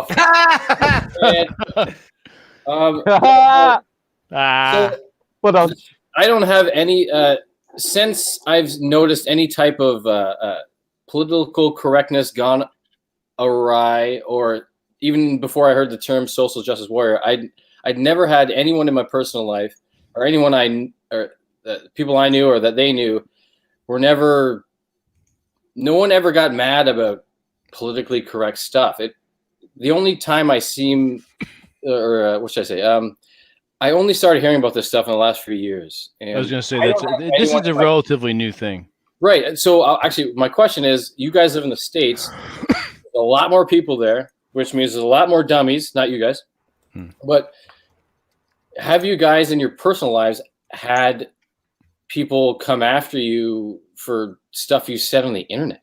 Nope. That just seems crazy to me that would actually happen to people that I would know. You know, it's, I guess I can say that it hasn't happened to me yet, which is, frankly, I'm just throwing this out there. I kind of see it as providential or like some sort of like just living in the Pacific Northwest and the just the politics involved here. I'm kind of amazed at how much I've been able to skirt under the radar with some of the stuff that goes on. But I also wonder if that's just because I'm not seen as a big deal, which is fine. Honestly, I kind of like being discreet in a lot of the stuff that I do, because I don't really care if I get attention, and two, I like being able to focus on ideas and not get caught up about people. I don't want anything that I talk about to be about me. I don't want people to be defending me. I want them to be arguing over the ideas or concepts or philosophies that I talk about, and we get so distracted on that. But frankly, the Pacific Northwest, and at least on the west side of the Cascades, is basically Canada as far as social justice is concerned. Seattle is very much so. It's one of the most left wing areas, and people respond to that by who are not one of those people by just kind of trying to rationalize this stuff. Like when people say that when a woman speaks, I mean, there is an actual poster. I don't know if you've ever seen it, but there's a poster at a school in Seattle that has a picture of a girl, and below it says "Women are perfect," right? Oh, I didn't know that. You have to. I mean, okay. Put in any other demographic. I mean, that's something. Not to use Godwin's law or violate it, but that's like something you'd see in the Third Reich where it says Aryans are perfect, or, whatever, Germans are perfect or something. I don't think they ever even claimed that Aryans were perfect. Like we are beyond that level. And I saw that and I just go, I can either just kind of laugh it off or I can go drink a bottle of whiskey. I don't know how to respond to seeing this poster, but that explains Seattle in a lot of ways. Like that kind of stuff where you can just say openly, women are without sin, and believe women. We're that poster, it was probably a picture of a white woman, right? No, it was this young girl of color. Oh, nice. So, but there were other posters that were just as offensive, but I just saw that one where it was, I mean, they might as well have just said women are gods or something like that. I just was looking at it thinking, if you're a normie in this Seattle area, how do you respond to this poster? How do you rationalize that? Right? You know what? It's a Stockholm syndrome, or what is it called? Where staring. You're a person who's under Lots of staring. It's like normalizing dysfunctional behavior or normalcy something. There's a psychological term for it, but basically where someone above you is engaging in behavior towards you that is bad, and you're trying to downplay the severity of it. Right. You mean in the context of someone, like what would be an example of that? Well, when they say believe women, right, what they're really saying is when a woman speaks, it's the voice of God, in their mind, herself. Like, do women speak I mean, let's just let's compare this. In Catholic theology, the Pope can speak ex cathedra, meaning if he in certain special circumstances, in Catholic theology, he can claim to be speaking divinely, like he's speaking on behalf of God. Very specific, very special circumstances. These people are claiming that women speak ex cathedra at all times. Maybe they are. And I was just like, how do you respond to that when someone says that? That's called a personality with that. Yeah. You drink and laugh on a podcast. Well, but the problem is in other parts of the states, and I think this is what people struggle with. In other parts of the states, that gets laughed off.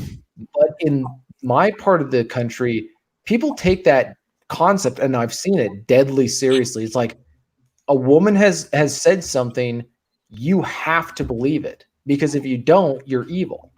Or you're blaming the victim or something like that. And specifically what that means is within the context of, like, she says that she was assaulted or some guy, abused her or whatever. She's made an accusation. She has spoken ex cathedra. That is the truth. We need to just accept it. There's no need to do a formal investigation. There's no need for due process. There's no need to a trial by jury. Their lives need to be destroyed. And anyone who says otherwise is complicit a culture of abuse. That is certainly what it seems to be. Seems to look like.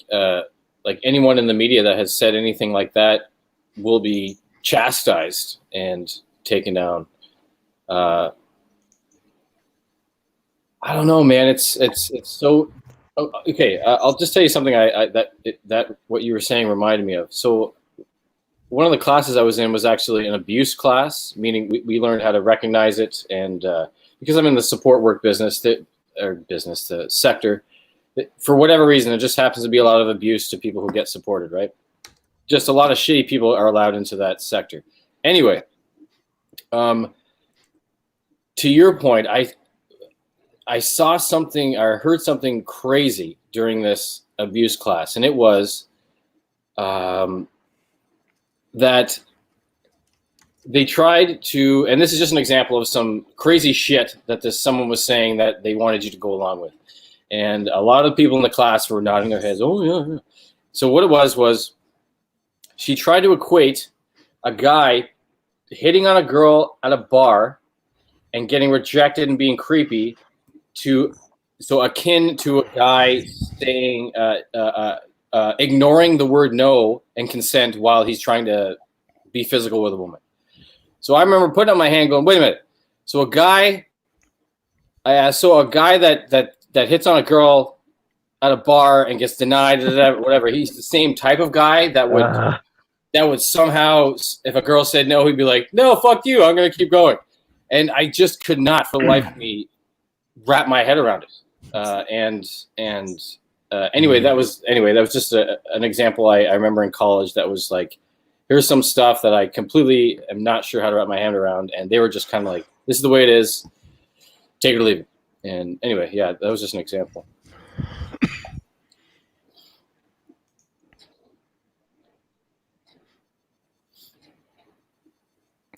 Can't explain it, Sast. Yeah. Other than my own take on it is they do what they do because they can. And there's not a lot of repercussions, not a lot of responsibility. They get a pass, but they do what they can. There's no account. There's no account. They do what they want because they can. There's no accountability. Right. Is it for accountability? Is that like the people who propagate this type of stuff? Well, and I think it really comes down to their boundaries. Like growing up, the society culture, where are the boundaries? And if they grew up in an environment where there were no boundaries, and they know that there's no boundaries that they're living in, then the only thing that keeps them from doing that kind of stuff is their own moral conscience. So if you've got a person who's this is why it's kind of dangerous, not kind of, it's a dangerous world today. If you're a psychopath or a sociopath and you have no restraints, then you can do and I've seen it, you can do a ton of harm to other people without ever breaking the law. You can cause them so much grief and harm emotionally, and they can't hurt you because you don't feel anything. You don't care. And those kind of people, when you sense that someone genuinely doesn't care what other people think and they have no shame and they have no honor, you just don't, you avoid them at all costs. You do not talk to them. You do not, when they try to approach you, whatever, you just done nothing, keep them away. You use whatever you can, and you tell other people to do the same, because what any interaction you have is always going to be a net plus for them, right? Because unless you do something physically violent against them, and you need to have it justified if you're going to do that, just from a legal point of view, they're going to win because they can say things that psychologically like is just so disturbing. You sit there and think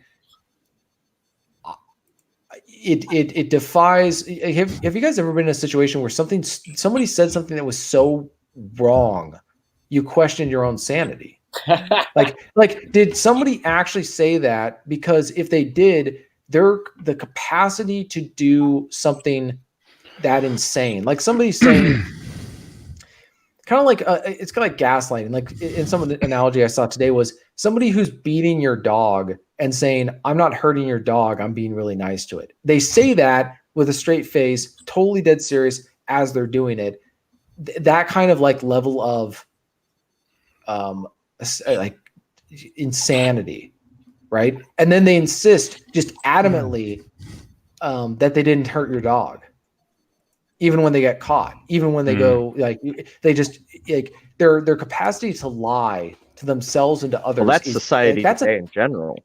But that is a superpower because people assume that no one would lie that blatantly about something so obvious. And I've seen it, and people were wondering in other circumstances, like, why have you withdrawn? When someone can lie that easily about something so obvious, what other evil are they doing in their lives? I want nothing to do with it. I want anything to do with them. It's like a disease. It's like an infectious disease. You stay away from it. Vampires. You don't want to have anything to do with them because it infects you. It's infectious. It's like, you need some cleansing fire. Kill it with fire. Indeed. Bring the torches. Grab your torches and pitchforks.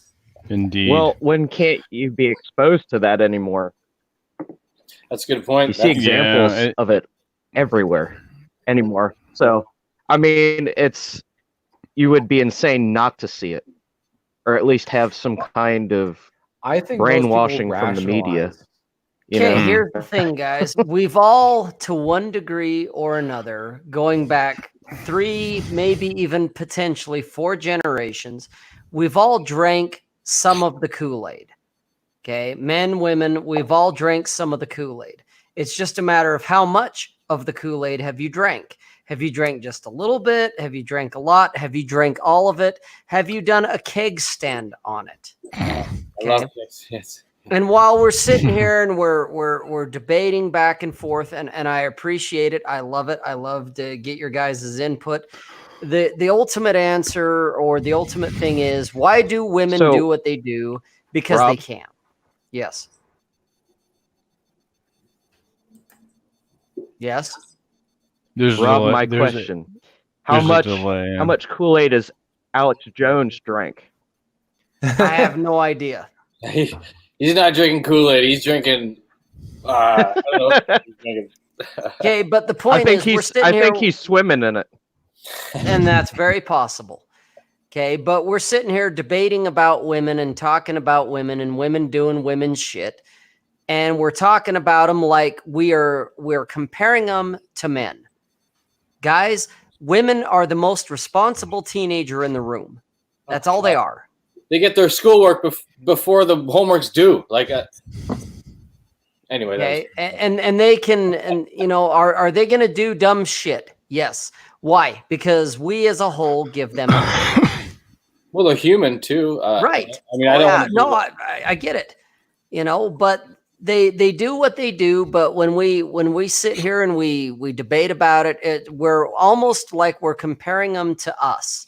That somehow. We're putting them to, they should be logical and rational, and they're not. They're the most responsible teenager in the room. So I'm not arguing with anything you just said, Rob. I think that an important context and the reason that we get screwed up, or not screwed up, but we struggle with this is because this debate we're living in a society where I would say women not only have equal rights to men, they have more rights than men. Not going to argue with you on that. Right. And so the problem is that, and we also live within the context of women are supposed to be treated the same as men. But if you went back, let's just to be generous, let's say 300 years. The idea of holding a woman to the standards that you would hold a man would have been laughed at. Like it was just understood. You don't expect a woman to behave the same way as a man. So you're right in that holding a woman to a man's standards is not fair. It's not realistic. You're going to be disappointed continually for the rest of your life. Where we struggle with that is that everything around us is saying you need to treat me the same as you and hold me to the same standards. And from a man to another man, that seems like the right thing to do. And you're right. We've drank so much of the Kool-Aid that we don't realize that holding an egalitarian view of standards, and this is something I just was thinking about the other day, so that's why I agree with you. I realized holding people to the same standards is part of the Kool-Aid. It's not. You're going to be disappointed if you are more real. What is the realistic view of not just women but other people? And if you are continually disappointed by your standards or by your expectations, it's probably because they're not realistic. You got to adjust them, and that's like that. That's been like a kind of a come to God moment in the last 48 hours with me. Or let them burn. And let them burn. Enjoy the decline, as Aaron would say, right? Yeah. Right. And so that's been for me really one of the things I've been thinking about myself is just where do I need to change my attitude and expectations of other people? Because for years, I held everyone to the standards that I held myself, which were very high. And I was continuously disappointed when people didn't meet them. Right? But what I've realized is those are standards I hold myself to. Some men will live up to them and maybe be better. They're just better men than me, which is that's life. But you can't hold, especially if you're a man and you're trying to date, if you hold them to the same standards as yourself, you're always going to be disappointed. Yes. It's guaranteed. It's almost like, betting. I don't know. It's like betting on gravity to win when in a fight over someone, like jumping off a cliff. Their gravity is going to win on that one. Yes. So Indeed. So all I'm getting back here to, guys, is it's all good. I love these discussions we're having, especially where we've brought on Red and we've brought on D. I think this is fucking fantastic. But at the end of the day, guys, they're women. They're going to do women's shit because women do women's shit. We cannot fucking hold them to the same standard or whatever that we hold ourselves and each other to because they're not us. They're going to do the shit they're going to do. Why? Who the fuck knows why? Who cares? They're the most responsible teenager in the room. I'm going to say, Rob, John, link is in your Twitter DM. Go check it out. Sweet. Yeah, let's bring John on. Come on, John. Get in here. Boxes. 6 boxes. What do I do? Right. So, I look at it as join us, John. No shit. Uncle Misogyny tune. Kind of creepy. It is. Join it is. and it's not even about fuck whamming. It's hey, I'm one of his boys for what they are. Well, I think Rob, what you're saying is that when they don't behave the way that you expect them to, you're going to be angry. And the question is, do you have a right to be angry with them? And if your expectations are not realistic, then no, you don't.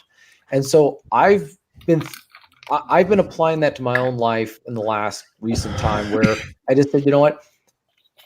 Well, whatever I expected them to be or wanted them to be, that's not realistic. It's not what's going to happen. Correct. And that's on fair. you. And that's on you. That's not fair to them. No. To think that they should somehow adhere to that type of yeah, it's sort of like with if women were expecting men to behave in a way that is completely denies male biology or the male imperative or men's desires, where it completely rejects that. The only type of men you're going to get to actually adhere to that are men who in an unhealthy way repress who they are as men. and then you're just, even if you're not, your expectations are not disappointed, you're still going to be disappointed because they're not going to be real men, right? You're going to get men who've repressed the most important part of themselves. So, yeah, I agree with what Rob's saying totally on that. Well, the thing I've learned from, bitter hard experience is you're never really going to know somebody because you come up with these ideas of what you think they are or are not capable of. And maybe they meet your expectations or whatever, and then they go beyond that and do something else. And you can drive yourself absolutely batshit fucking crazy trying to sort that out. Or you can just simply say, why did they do what they did? And the ultimate answer is because they could. Okay, because there was no legal ramification, there was no societal ramification, whatever you want. But at the end of the day, they did it because they could. They did it because it felt good. They felt that it was right, whatever it is.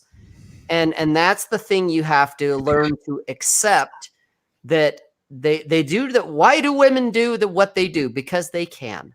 And so I've gotten to a point, not to be like nihilistic about it, not like negative about it, because it's not. But why do women do what they do? Because they can, and who cares? And why not? If you were a woman, Thank you. There you go. Why not? I would do the same goddamn thing. We're doing our thing. We're doing our thing. Right. They're doing their thing. But I'll still enjoy their company because they're fun to be around, even though. Oh my God! Shit! Oh shit! Oh god! John's naked under that. Jesus Christ! Howdy! What did I get myself into? Excuse me. I know, right? I just woke up. It's like 12:45 in the afternoon. Oh shit! Well, we're honored to have you. We're first on your mind when you awaken. You know how big and strong I'm looking. What up, going boy? to the gym every day. All right, look at that. Every day, and then sleeping until like noon, and then just waking up and going to the gym again. Okay. Good on you, mate. Doesn't sound too bad. Nice. I heard. Excuse me. I heard what you guys were talking about. Yeah. Yeah. No, I went back to the States a couple days ago. How'd that go, by the way? How was that? Everybody's so fucking fat. Dude, did you hear JFK's speech? I saw it on Twitter when he was doing the whole athletic fitness thing. He says, "There's nothing more depressing than seeing a small, fat, chubby kid." So true, man. So true. It's all down to bad parenting in the United States. Everything is just bad parenting. But like I was in Arizona, right? And so obviously in Tokyo, it's very hard to get any type of quality Mexican food, right? So I was just at Chipotle, and I had a burrito bowl, and I was hanging my head in shame because I had like a bag of chips with me. I was like, oh my god, I'm eating chips in a burrito bowl. I'm being a real pig today. Hide out, yeah. And I see this fucking creature from Mordor, probably like Shelob. probably 5'6", 260 pounds. She's literally hanging over herself 3 times. Her stomach is hanging over her waist, with her tits hanging over her stomach, and then her arms hanging over her tits. Right, my type of lady. Fuck yeah. She's got layers, right? And so she gets into the line with the staff, and she's ordering her burrito, and she's John, like, stop it! You're scaring. She starts arguing with the staff. She's like, I need more cheese on my burrito. I need more cheese. And I'm just like, no, you don't. Oh, jeez. You really don't, yeah. It just blew my mind. So I came back to Tokyo. I kissed the ground. Have any of you guys Have not, no. That's on the list of Masculine Geek. Shit, dude. Man. We're gonna come invade Oriental soil. It's gonna happen. We're after Italy. We're coming to Japan to visit you. Do it. Yeah, I'll show you guys time of your fucking lives. Sweet. Cool. My buddy, he's leaving tomorrow, but he's been here for a month. Oh shit! And, wow. He's an ungrateful shit though. I try to show him so much more, but he just can't hang. He couldn't hang. But there's so much to do here, especially if you're like spry and athletic, and like you can go out and do stuff. That It's totally describes worth it. all of us. Yeah, Absolutely. especially TJ. He'll be Yeah. cutting leaves like there's no other. He's like, guys, this is a Japanese Maximus leaf, the Japanese redwood. But anyways, Why yeah, don't you leave well enough alone? Leave it alone there, John. Leave it alone. I love you, TJ. You know that. Of course. Of course. You wouldn't be busting on him if you didn't. Yeah, if you were complimenting me, I'd be like, why does this dude hate me?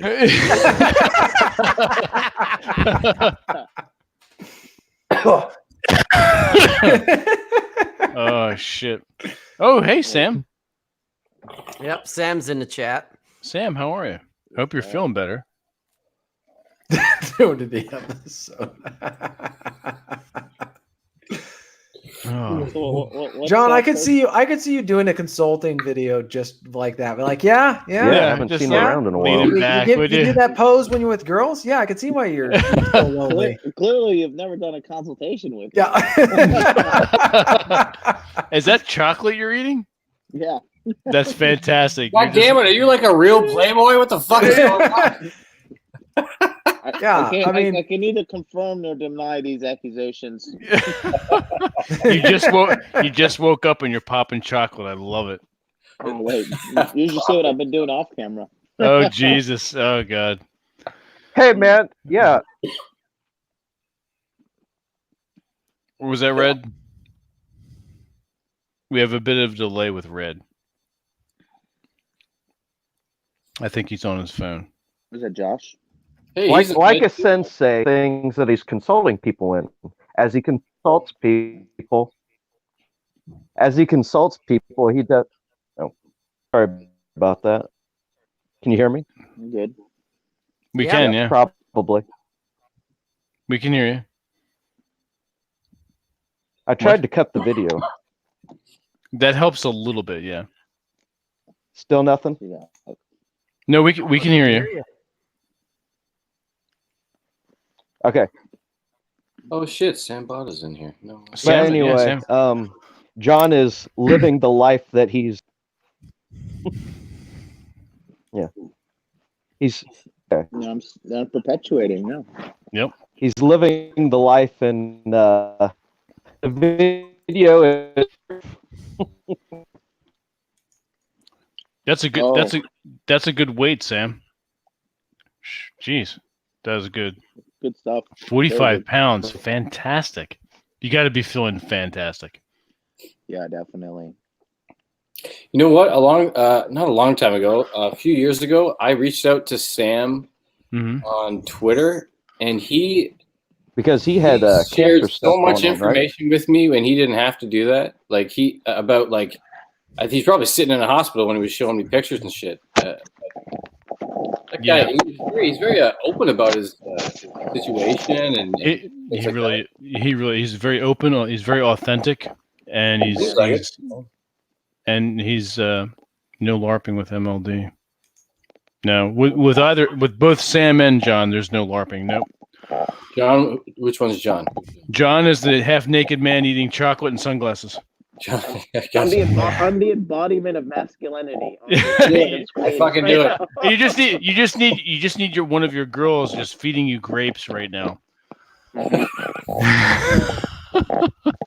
was checking out some dog collars yesterday, Vince. That's funny you should say that. I've actually gone shopping in PetSmart with one of my girls, and we've shopped for a dog collar. I love it. Yeah, I mean the dog collar is good for play in the bedroom. I wouldn't say so much out and about, although you can do that. Mm-hmm. But my main girl, there you go. My main girl wears the collar with my name on it. Whoa! Main girl, you got yourself a harem, young man. Yeah. I have. I'm reinstituting my BDSM stable. Yes. You see? My goodness, my Guinness. That is interesting. This is the Hot damn belt. This is the belt for the rope. Nice. For my robe. But That has a whole host of adventurous opportunities there, my friend. God damn, I am fucking wrong. Like, I am not having sex right. You need to go sign up for our Patreon because I have a Rob and I are doing a BDSM DS adventure experience. Wait. yeah. So wait, D&D, BDSM. I can't. That's what a masculine geek is, my friend. That's what a masculine geek is. That's right. Can we play a D&D game, but it's a BDSM? BDSM. Yeah, it's called Gore, GOR. There is a Gore role playing game. Whips, That's right. That's a thing. Yes. I was joking. Are any of you guys going to be playing the new Star Wars game? No. Role playing game or PC game? Become a Jedi. Yes. PC game. Okay, I have not looked into that. No.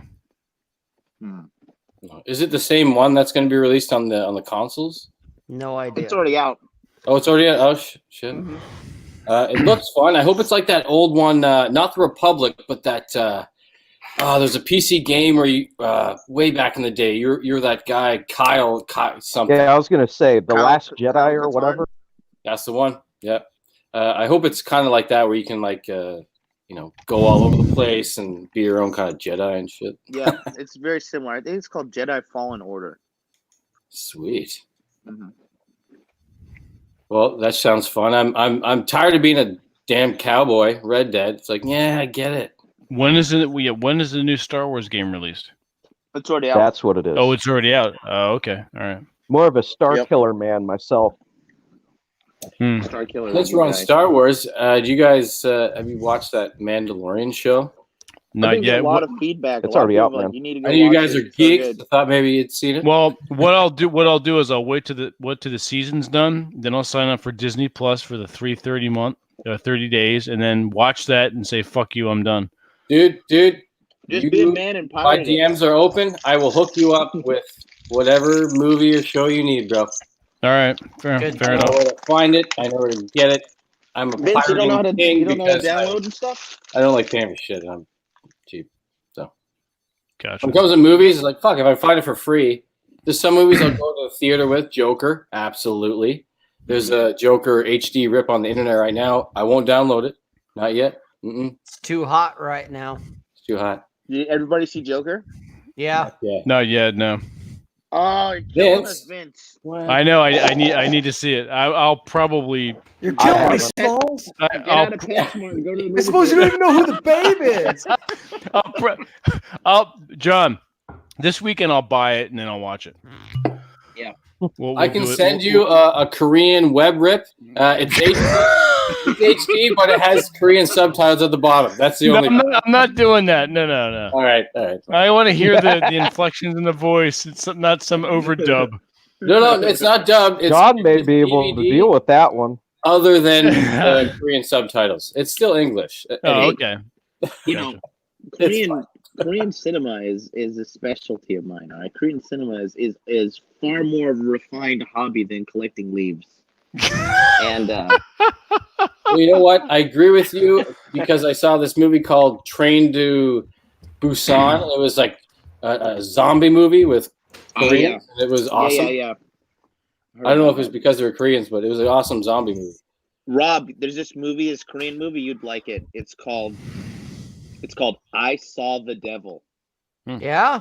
It's a revenge story about this. I don't want to go into it too much, but it's about this police officer and this like homicidal maniac. And dude, it's insane. It's like Koreans, they really know how to do action films, and they don't hold back anything. There's like no, like whatever is there. They pump that shit out, don't they? Yeah, man. There's Lots like of there was one drama when I watched like when this Sign guy me was, up like for hunting that. down this killer, and like the whole time he didn't realize like the killer had killed his daughter, and all the body parts he was dealing with were his daughter's. Just like they really have no limits or no holds barred when it comes to the movies over there in Korea. I love that. But it's good stuff. But sometimes the endings make you feel like sick as a human being. Nice. What was it called again? Those are the kind of Saw the endings devil. that make you think. I Saw the Devil. Saw the Okay. Yeah, that movie is so gangster. Hmm. There's this one Nice. scene when he's fighting this guy, and like he stabs him with a scalpel or something, or like he goes to like cut him like with a scalpel, and he just fucking catches the scalpel by the blade, and he like looks the guy in the eye and squeezes on it, and like blood starts coming out.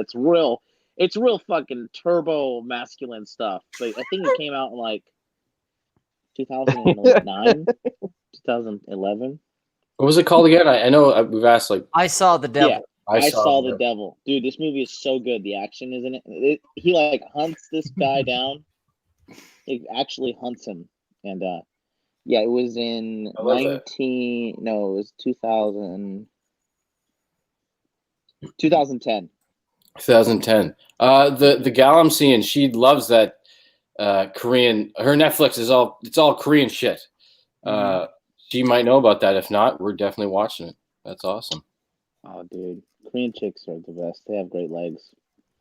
She's not Korean. She's Colombian. Her ass is bigger than I am tall. Oh man, Yeah, I'm very lucky. Yeah. Korean chicks' legs are still great.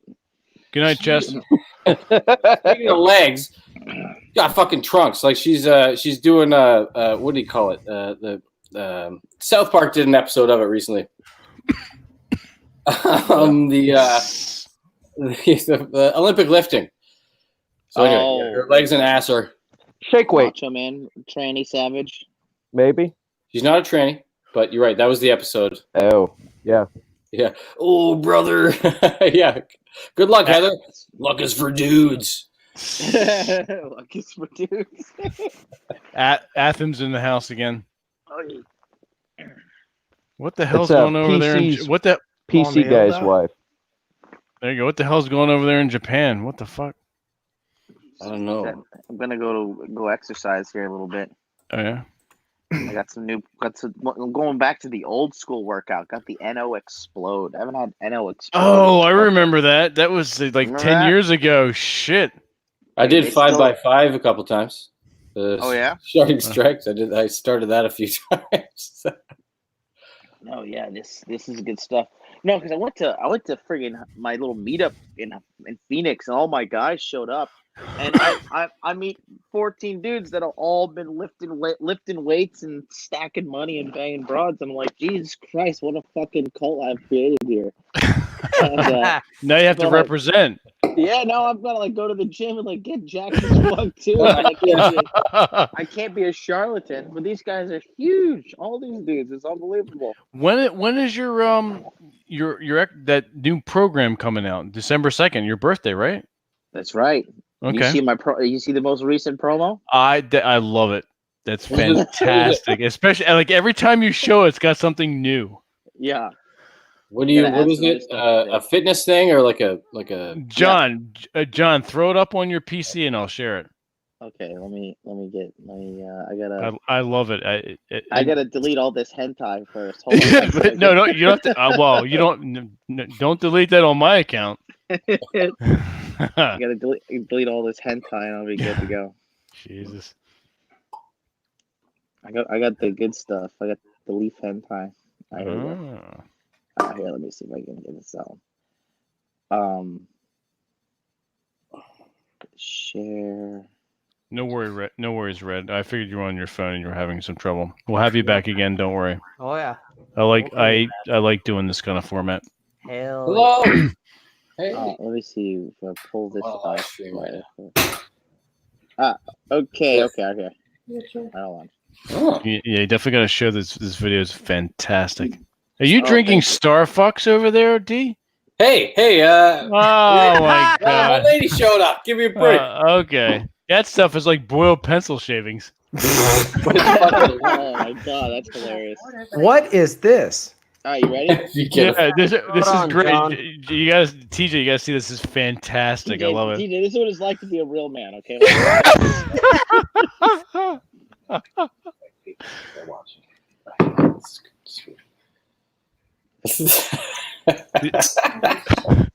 So fucking.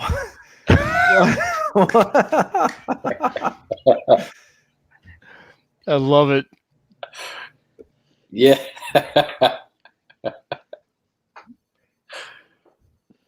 Are you gonna wear your? You're kind of a weird guy, John. You're gonna be discount Bruce Lee. Look at those nunchuck skills. Holy shit. Oh, Girl chucking man. skills. Girls only like guys with skills. That's right. Computer hacking skills, nunchuck December skills. 2nd. December Okay. 2nd. That's what's coming up. That's my free fitness course. So I'm kind of taking a comical aspect to advertising it, but actually, Yes. it has. I hired the 2016 Best Body in Japan champion to be my fitness model, Oh wow. and he did the big 5 exercises that all men should know how to do, which is bench press, squat, deadlift, overhead press, and a proper pull-up. Plus, how to cook food, how to measure your calories, how to measure your carbohydrates, your protein, all of those things. Cool. And then, and to top it off, how to like meal prep, how to weigh yourself, how to track everything. So, all those different things. You're the wrong person. You gotta mute the other guy. Yeah. I know, right? So But, I got some forks. You had some shit going on there, D. What the hell? Amateur hour. Oh, yeah. But yeah, so that's coming out December 2nd. It's gonna be solid, man. Okay. Nice. When do you guys want to come to Hot Dude Con, Wyoming? People are telling me they're gonna come to Wyoming. Well, it depends on it depends on when you're having it. I accidentally said my. When is flexible? Because I know it's like I'm ending up there around Christmas time. Guess what? This is like a. Christmas time might work, although traveling is going to be a shit show. It's funny. Yeah, that's what I'm wondering. Because I get there the 21st or 22nd, and then I leave What on like the the fuck? 6th.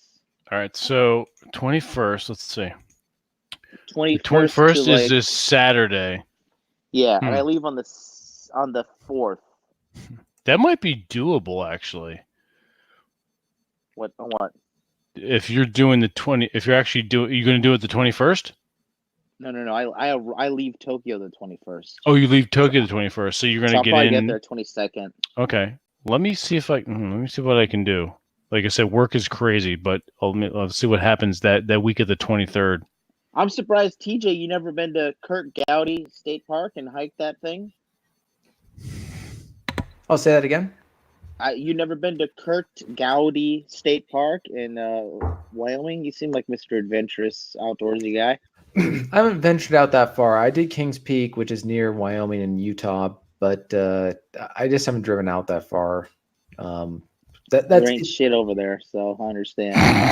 I mean, I live in like destination 0 for mountain hiking, so it's hard for me to justify going out to Wyoming. Yeah, Wyoming is something else, man. But people still got manners out there. Yeah, because they shoot. That's because they'll shoot you. Shoot each other if they don't. down south, and there's certain states that just do have a gentility to them. That's very old. That's very old world. What is it called? So John, society is a polite society. That is true. John, when are you heading back to Tokyo? You said January what? 4th. January 4th. Let's take a look at this shit here. I might be in Denver for 2 days just to smoke a bunch of weed. It's very that's very specific. Yeah. Denver weed. Okay. Yeah. Well, because I think I have to fly into Denver anyways. Okay. Tokyo. Oh, okay. All right. So, all right. Let me take a look at my work schedule, and I'll get back to you tomorrow. Yeah. Let me know. I'm on the fence. I mean, my guys are maniacs. One guy from Canada is like, "Yeah, dude, I want to come down there and hike and stuff." And I'm like, "Oh Lord." That's funny. Might be a weirdo. Right. You know, he definitely is. He knows who he is. I tell him he's a weirdo all the time. The good thing that my community of guys is like we're really tight. We're like we're always texting. We're always trying to make some shit happen. Let's get Sam in here real fast. Actually, Sam, you're still in here. I'm going to send you the link. Guys, I got a fun idea. What's that? Hold on. Okay, don't go anywhere. All right, there's 4 of you. I got a lady here. All right. Let's just prove it. each of you ask her a question and let's see what she says. You don't have to show your face. Just Raw size. raw size. All right, Sam. 36C, she says. 36. Good. Okay. That's almost perfection. 34C is mine. Hourglass figure. I'll give a hand. Yeah. Hourglass figure. Yeah. Hourglass figure, I guess. I don't feel too confident about that one. the booty. What's the, Alec wants to know what's the square root of 56? The square root of 56. Atham, look it up. 56. It doesn't have even a square root. Come on, you're like a geomatic. 56, but it's not like it'll be 7 point something. 7 point something. You heard it. All right. Are you Colombian? Yes. All right. Nice. Fantastic. Very sexy accent. What part of Thank you. Colombia? I was born in the capital. This one. Bogota. Yeah. I was born in Bogota, but I grew up in the coast where everybody's more fun. Where, in Cartagena? Santa Marta. Never been there. Cool. This is fun. What's that? You guys ever been down to Colombia? They have that Spanish version of Starbucks. It's pretty good. What's it called? Don something or Juan Valdez. Juan Valdez. Yeah, Sam. that's some good stuff. Hey, Sam. Juan Valdez. That sounds like one of those. Hey guys, let me plug in the microphone. All right, cool. Sam is in the house. Excellent. Sam, are you in a hyperbaric chamber? He is, yeah. Sam is in a one of those tanks that you float in. Oh, okay. No, I'm kidding. That's one of those hyper oxygen tanks, I think. Yeah. The thing? You know, the thing with the Can you speak to John in Spanish? Say something to John in Spanish. I am definitely in a cave. Can you hear me? We Yeah, can, really yes. good. Okay, good. This This looks is my bed. A hyperbaric wow. chamber. It's like Yeah, Avatar. Holy shit. he looks like Bishop in Aliens, and he's Yeah, I'm actually floating. I mean, it's like being in the space station, which is all CGI. Ah. I mean, if they're in a spacesuit, they're underwater. So Atham Anyway. wants to know, Atham is a cave diver, so he wants to know what cave you're in, Sam. oh, that's pretty awesome. This is the Solus 210. It's a portable hyperbaric oxygen chamber funded by every man that has purchased the Rational Mel audiobooks. Really appreciate it. It keeps me Buy the alive. book, guys. It's Buy the books. Yeah. Absolutely, buy the books, every one of them. So I'm in here and it's fed by 2 oxygen concentrators. So between the 2, it's a total of 20 liters per minute of oxygen that's being pumped in here, in addition to the compressor. So it's still like being 14 feet underwater, the amount of pressure of the regular oxygenated air.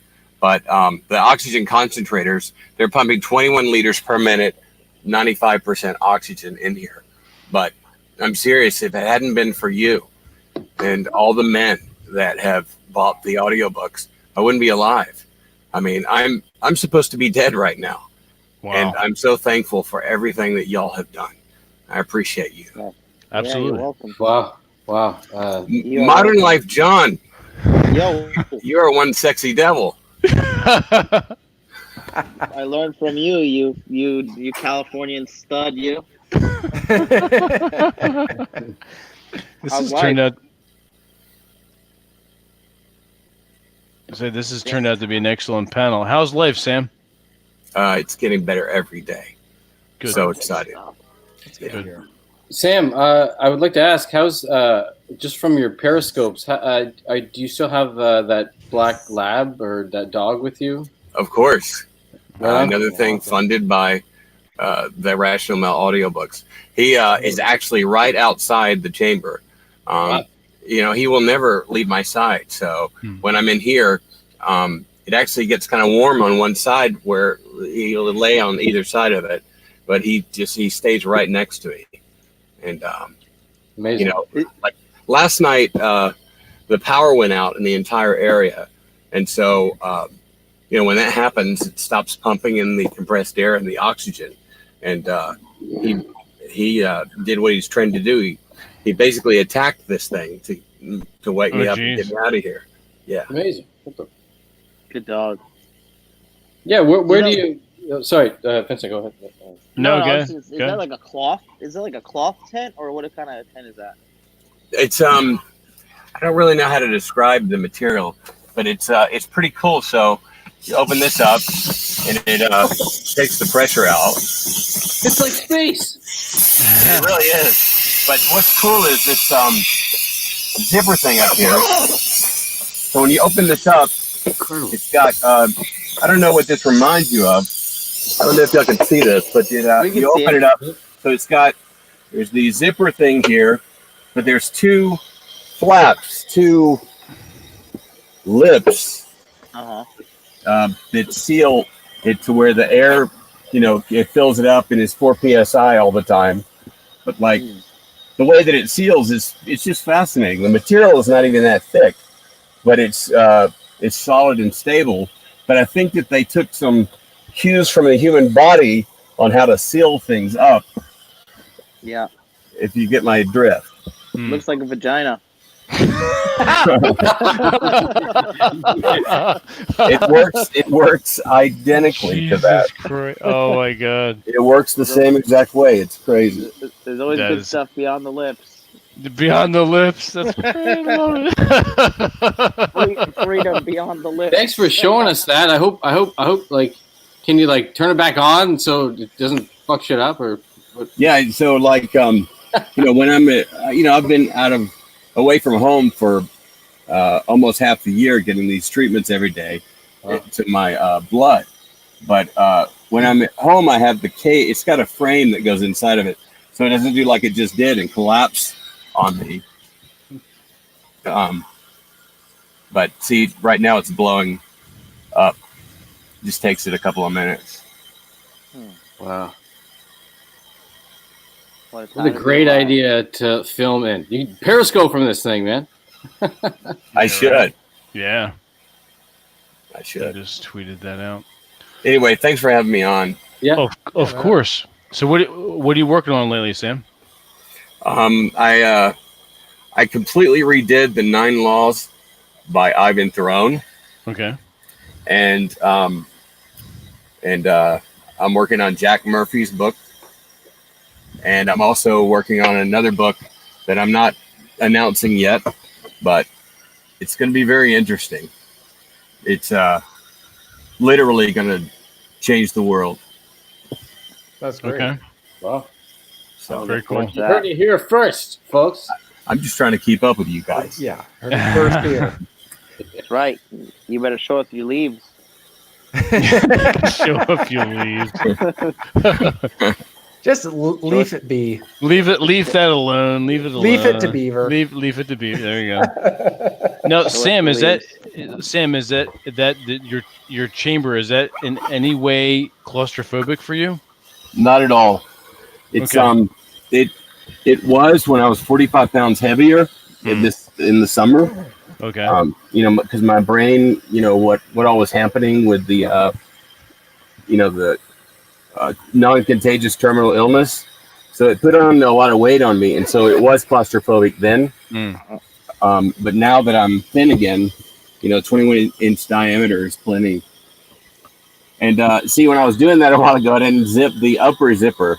And so it started collapsing in on me. But now it's blowing up. Okay. It's like you're in a backpacking tent. No kidding. Basically, not for nothing. It's like one of those.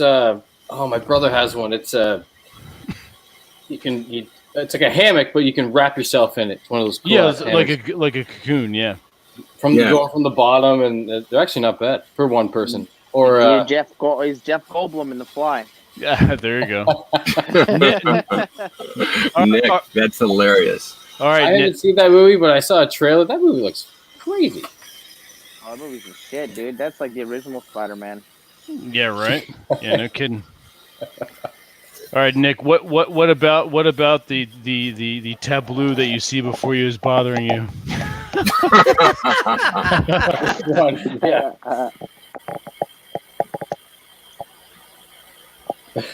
We got a guy laying in bed, a guy in like a spacesuit, and then green screen. I'm about to start drinking some pre-workout here in bed. Pre-workout.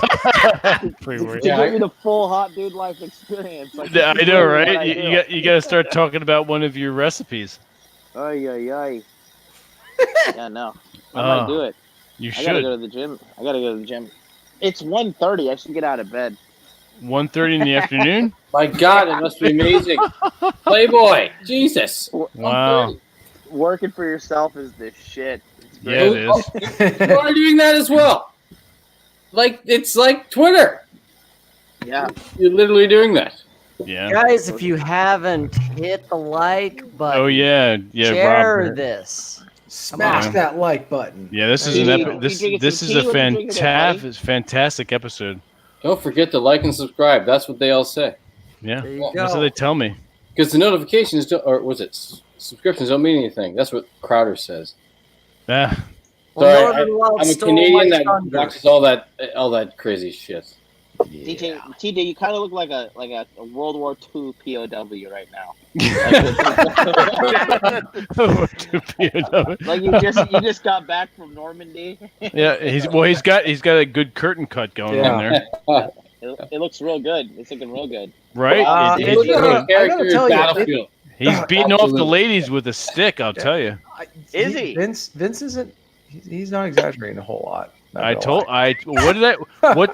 did I tell you back at Village by the Sea? I said, know, get I was yourself like- a curtain cut. It'll look good on you. Yep.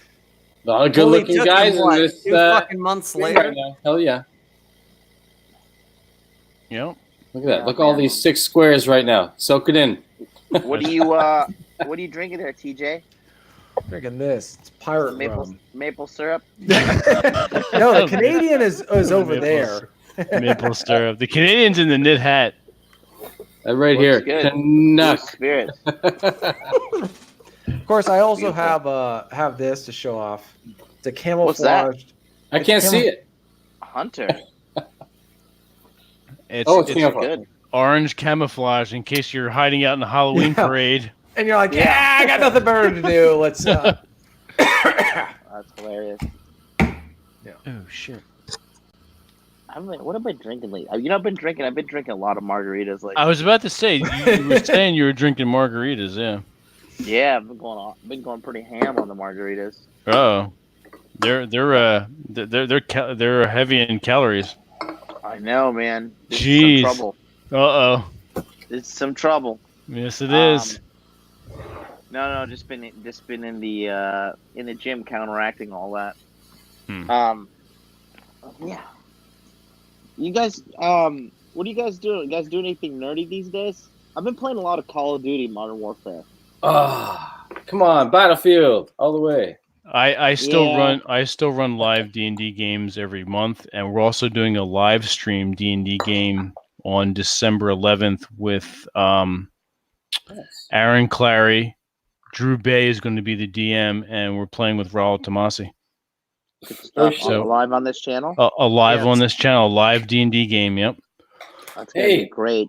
Yes, that's a great idea. I think that's a great idea. And what I want to do is, I think if it goes well, which I think it will, I'd like to have other players come in and have Drew run games for us. I think it's a good idea.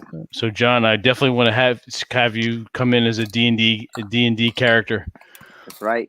Make me a fucking dominatrix guy. They love that. They're all. But you have to be a halfling, like a little hobbit guy, like. No, fuck that. Oh, I could do that. I'm short as fuck. I'll there be you a go. dominatrix bard. Bard. There you go. Yeah. I'll play a song for you. Marty wants to know, Northern, were you born in Canada? Do you wear the hat and red flannel shirt? Where you come from? Is boy? that part where of you your born? uniform there in Canada? I can tell you 2 awesome things about. Excuse me, no. 1 awesome thing about each of those. That's 2 awesome things. This hat was $3 from this place called Talese. It's like our Value Village. It's like our what you guys probably have like a flea market type chain. Come on, you're Colombian. Give me an English word. It's like a chain of flea market. Like cheap clothes. Cheap shit. Like Ross. Anyway, I think this is a Like lady's. Walmart. I think it's sure. We No, have Walmart, less than but that. Walmart is expensive here. Yeah. So this is like a cheap lady's A hat. dollar store. Yeah. So alpha as fuck. Mm-hmm. Oh, Sam, we lost the you. flannel actually reminded me of something that TJ was saying. That's actually my dad's old flannel jacket, and he's had that since he was my age. He gave it to my older brother. It got passed down to me, and I absolutely love it. It smells like a wood stove is burnt into that jacket. Oh, that's nice. That's a fantastic smell. Yeah. Oh, there's a neighbor around me, and I don't know who it is, but I hit that smell when I come around my subdivision corner when I'm walking home, and I love that smell. Like, isn't that great? It's so evocative. So okay, I'm gonna go a little trippy on you. I just want some. Well, it's legal here, but I don't have to say. I don't want to get you to be demonetized. We don't do don't that. worry We about don't it. do Okay, that. sweet. Well, we don't monetize here. Oh, perfectly. Well, I just smoked some weed. That's why. Bear with me. It's legal here. It's legal here. Yeah. It's easy to get to. It is easy. What the hell was I talking about? I don't know what the Flannel fuck. we were talking about. shirts, and fires. Flannel shirts and The fires. wood fire, the The guy wood- that lives in this area. Especially easy to get if you're dating a Colombian, huh? Fuck. Yeah. Shh. All the Yeah. connections. Damn it! What the hell was I? Don't La remember. conexión. However, Rob's got to take a piss. It's the piss fountain in effect. something about.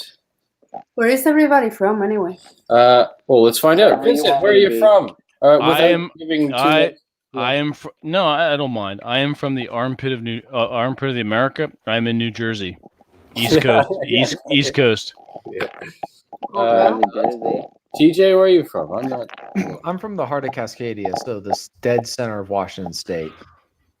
In the Cascadia, mountains. what is that, an RPG land? No, Cascadia is a RPG bioregion. Yeah. Isn't there a game called It's part of Cascadia is part of British Columbia and Washington State.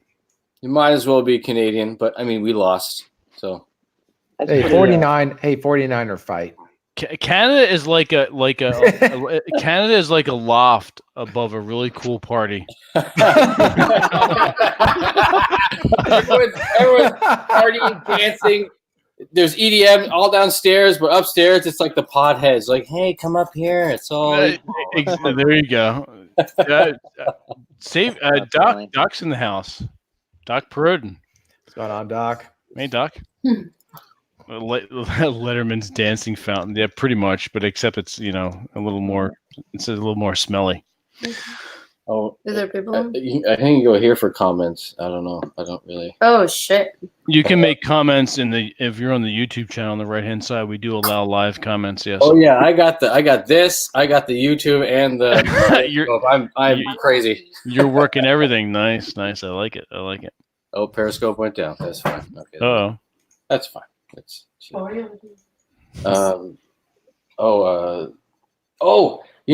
She just asked me what I was listening to, and I was listening to a band called Sandbox. They're from Canada, but the bass player is Bubbles from Trailer Park Boys. Does anyone know? Really? Yeah. Oh, okay. Does Yeah. anyone know the Trailer Park Boys? I've heard of them, yes. So here's something Yeah. nerdy, geeky, sweet. Hmm. He was a bass player for a band in the 90s, and the band's called Sandbox. And they had some hits. Here, anyway. Okay, cool. Yeah. Nice. So, TJ is in the Ring of Fire. Yes, he is. What is that, Ring of Fire? That is a volcanic. Social. Well, No. he's in a social justice warrior Ring of Fire. It's also a geographic. It's describing a ring of fire of volcanic or earthquakes, like the In the Pacific? Yeah, because Mount Rainier is a dormant volcano. St. Mhm. Helens, as we all know, is a volcano as well. So, I mean, if Mount Rainier ever went off, I mean, Would you be affected? I would be affected, but I ain't gonna lie, it'd solve a lot of problems here. All right, so we what, talked. celibacy? TJ, we talked at Village by the Sea. Are you It's coming okay, out? Are everybody. you coming out to do some reconnaissance on the East Coast? On the East Coast. Next year, yeah, I'm probably, since it's 2020, I'm going to be doing some sort of a pilgrimage over to Plymouth. For those of you who don't know, I have family that's was like with the original Pilgrims at Plymouth and Boston, so I'll be going back there next year. Let me know. We'll do a Mask Going Geek Airbnb. I'll set that up. Yeah, Do it. So we're gonna have to do some sort of like stuff on our own because the freaking state of Massachusetts is a bunch of communists. No, we'll take care of it. And Yeah. John, are you coming out to the Italy trip? If everything continues down the path that I've been going down, then definitely. Okay, it's going to be in. I'll personally throw TJ into the ocean. From the top of like an Italian castle. Hey! If there's a lot of if there are a lot of cute Italian girls there, I will beg you to throw me into that ocean. Speaking of girls, I was thinking, looking at his little fucking innocent leaf collecting ass. I think, dude, TJ, I think you would clean up in Tokyo. I think these chicks would. Yeah, absolutely. He's almost 6 feet tall. He's got the beard, like the stubble going, and the curtain cut, the military curtain cut. He'd be fine. Perfect. Yeah, Just like the right amount of pure too. Like just not as corrupt as you or I. Vince, but... I know, right? I'm in trouble out there. Oh, but you just the Lolita girls, those type of chicks out here. Yep. Yeah. Oh man, those girls are fun. Those girls will do anything. Oh yeah. Yep. Oh no, you can't say that on the stream. Not the L word. We're not monetized. Different Lolita. Like I know there's like underage Lolita or something like that's some kind of weird pedophile shit. No, not that. No, not that. There's a. I live in Tokyo, so there is a sub fashion of girls here called Lolita, where they all wear corsets. Yep. And, like old school. Yeah. Old school stuff. The lace up corsets too, not the snaps. Yeah, and then those are the girls that like let you tie them up and whip them and stuff too. There's that medieval punishment. If Tokyo needs to be invaded again by an American, I'm willing to spearhead the assault. Well, technically, we never invaded Tokyo, TJ. Come on, I thought you knew this. Oh my god! I thought this was the masculine geek. I'm sorry. Did you not watch the movie Midway? I need to see that one too. Oh jeez. I have a feeling that was not remember that level from Battlefield from Midway. Yeah, it was like there's planes and British. Yep. Exactly. Yeah, John, I'm betting Midway was not a big film in Tokyo or anywhere else in Japan. No. Well, actually, what's funny is the Japanese government told the Japanese they won Midway. Like, yeah, we won Midway. to keep morale up. Oh my god. Jeez. It's like the Germans saying we won the Battle of Stalingrad, but the Russians are right outside Berlin. Guys, nothing to worry about. Fucking Russia and their goddamn winners. Always undefeated. Hey, never get involved in a land war in Asia. Yeah. I don't think that word means what you think it means. Yeah. No, it's just how many times it's like invading a country that's nickname is the graveyard of empires. Like, what part of that did you miss when you were planning your military invasion? Right? Like, was there something that got missed in that whole discussion? We're like, we're going to invade the graveyard of empires and blah, blah, blah, blah. It's like, hey, John, how is it not going to be our graveyard too? I don't know. What do you mean? Oh, Japan. Well, like, think about it. Alexander the Great invaded Afghanistan. The Russians invaded Afghanistan. The British invaded Afghanistan. Yeah, they all lost. It's terrible. It's not a good idea. You cannot beat insurgency. No. Mm. You can't.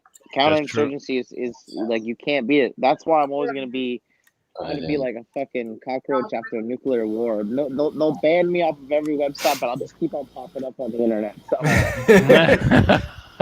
you're like dog shit. You're everywhere. I'm on my 4th Twitter account. They can't hold me Really? down. Is that your 4th Twitter account? Yeah. But Oh this my one's God. this one's a hot dude life, so I'm gonna be really careful with this one. I like this one a lot. Okay. Well done, Doc. Well, on that note, on the insurgency part, I will give you a hint on what I am also narrating at this time. Okay. It's going to be something that is going to make every Christian angry. Every Christian. Really? Because as modern life John knows, most Christians do not know the Bible. True. So it's going to make a lot of Christians angry. Most Christians angry. Okay. And Now, I'm excited about it. when is the audiobook coming out? Probably mid-December. Oh, that'll be good for Christmas. Yeah. Oh, Sam, you have an amazing audiobook voice, and I don't mean your voice is only good when speaking an audiobook, but it's the way that you like. I've seen you on your Periscopes actually reread over sentences, and you're kind of practicing, and the way that you tackle like each sentence is incredible, and it's very impactful. That's true. Yeah. He just his. Oh, He's having some. Yeah. Sam is the voice of Rational Male. Yes, it's amazing, right? Like that. Like, yeah. It's there's no other voice that could do Rollo's books, right? At all. Yeah. And even though, those books. God damn. Vince, do you watch anything these days? Killing the time. What's you killing the time with? Do I watch? What are you killing the time with these days? You watching anything? I don't kill time, my friend. Everything is productive. That's pretty dope. You don't have any downtime? No, I do. I'll read fiction. Every September I start reading the Lord of the Rings again. So. Oh wow. Yeah, I like to do that. TJ and I are working on the Masculine Geek book, and we're gonna get Rob in here soon for that. We were just saying, Rob and I were talking on a private Patreon podcast. There's not enough hours in the day, man. There's just so much to do. I don't have any. There's no downtime. I've got my second wind right now, but Rob and TJ and I we're exhausted. We're all working the 9 to 5 gig, and then we're doing our books. We're doing our essays and our web content. We're doing Masculine Geek. Yeah. It's and as you know, with you doing your body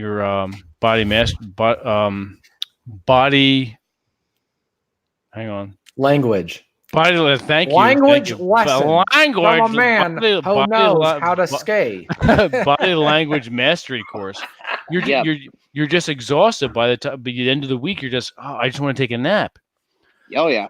So that's why I got this new pre-workout. There you go. Now, I would like to see the Mandalorian. I would like to see some of the stuff that you guys are talking about. I would like to play the Star Wars game. I don't know when I'm going to find the time. Right? Yeah, man. Yeah. That's what I've been saying. It's like I get links and shit all the time. It's like, guys, I don't have fucking time for this. I want to watch John. I want to watch your podcast. I want to listen to TJ. I want to listen to Rob. I want to watch D's stuff too. I mean, I try to fit it in where I can. It's amazing. We're at a time now where every single person can have their own channel, like TV channel, like of whatever type of content. If you're cooking food, boom, Periscope it, live stream it. If you're walking around campus, that's what I do. Or the other day I streamed myself eating soup. Yeah, I saw that. Like what? It's like, hey, this why not, right? Part of the world. Check it out. This is what I'm doing. Well, what kind of soup? What kind of soup were you eating? Oh man, beef and stuff. Beef and barley. No, but it was the bottom of the soup. Getting naked. So all Jesus, the chunks were gone. It was God. all just like shredded beef, and it was fine. Okay. Because there was, it was fine. Cool. I'm sure it was very tasty. It was. You look like you were enjoying yourself. Yes. Thank you. Mm-hmm.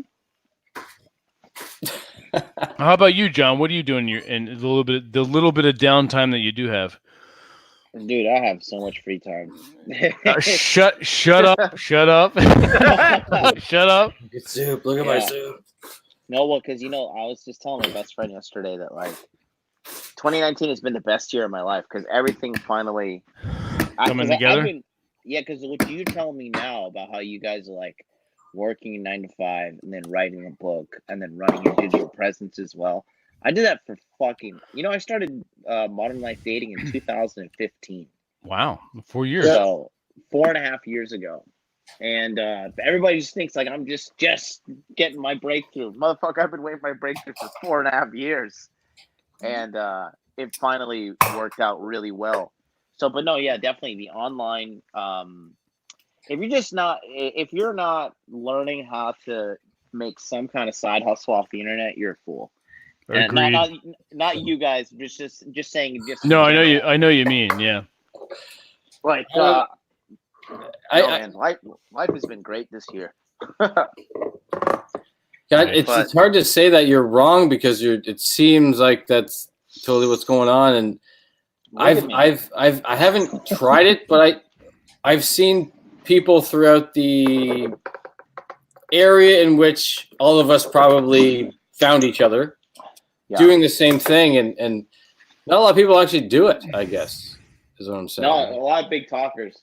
It's amazing how many people run their mouths on Twitter and there's no proof of purchase. Well, that's true. And you know what I think is good, though? That there's so many different types of people that do either that or don't, but that there's people that will gravitate towards one or the other.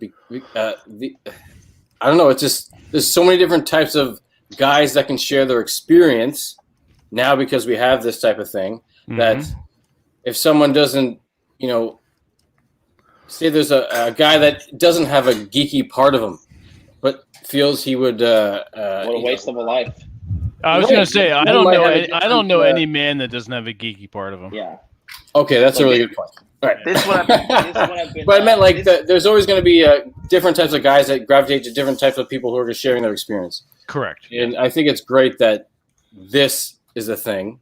Mm-hmm. It's kind of directed towards the geeky aspect, which I think is really neat because it's not what's the word embraced maybe in that type of way. Like I didn't even, for example, I'm not trying to take over the conversation or anything. I just want to say, no, go ahead. I remember Rolo showing that he painted fucking Warhammer or something pieces. The Warhammer miniatures, yeah. And I remember that when I was a kid in this new mall. It reminded me of this new mall we had in our town back in the day, and Warhammer was one of the most popular things there, and I thought that was the coolest shit ever. Yeah. Anyway, nobody would have known that he did that unless he was talking to, I don't know if it was on this show or yeah, he was. And I think John is getting ready to take a shower. What the hell's going on over there? No. I'm in my kitchen. No, okay. No, I was going to tell you what I've been really focusing on lately is I've just been working out a lot. Really. I went to town. You ever buy these things? You know what I did the other day? That's a funny story. So sometimes I take Ambien, right? Mm-hmm. You ever taken Ambien before? Yeah. That'll screw you up. You'll say some dumbass shit on that. Just cannabis. Just cannabis. So I went to iHerb.com after I took an Ambien and I spent $150 on supplements. And they all showed up today, so I'm opening them. Oh my god! Seeing the haul. John, I like it. I like it. When next time you're on Ambien, think of me. I want a vintage Nintendo console. There you go. Your next purchase.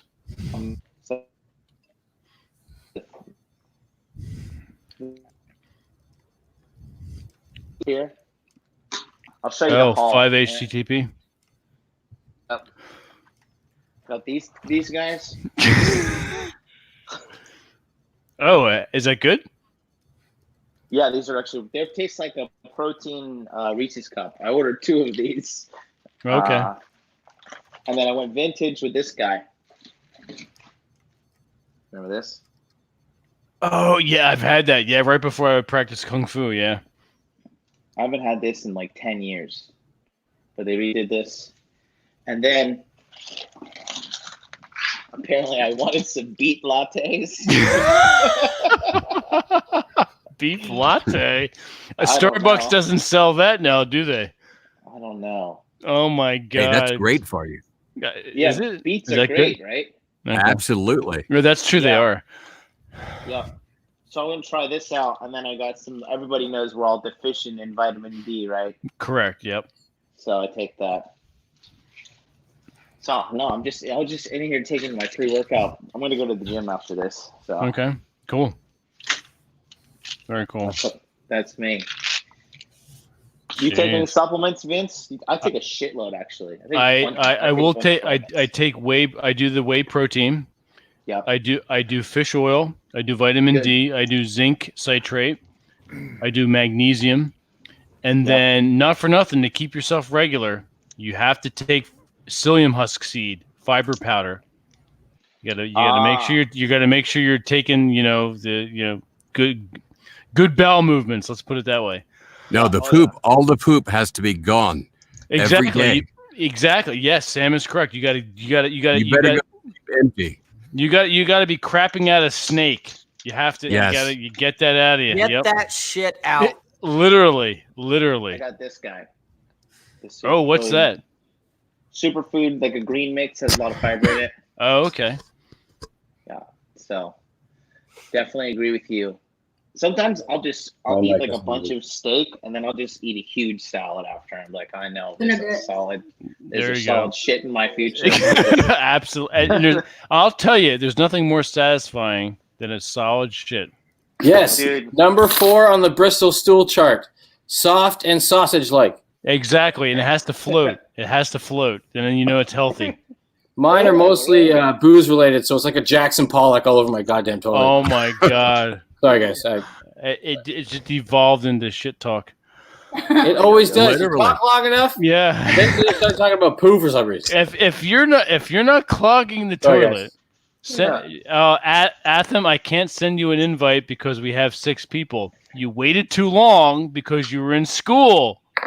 Put that in your pipe and smoke it. That's right. How old are you? You need to be done school for hell's stop it. Get done with your degree for shit's sake. Good night, Red. Yeah, night, John boy. Launched a brown submarine.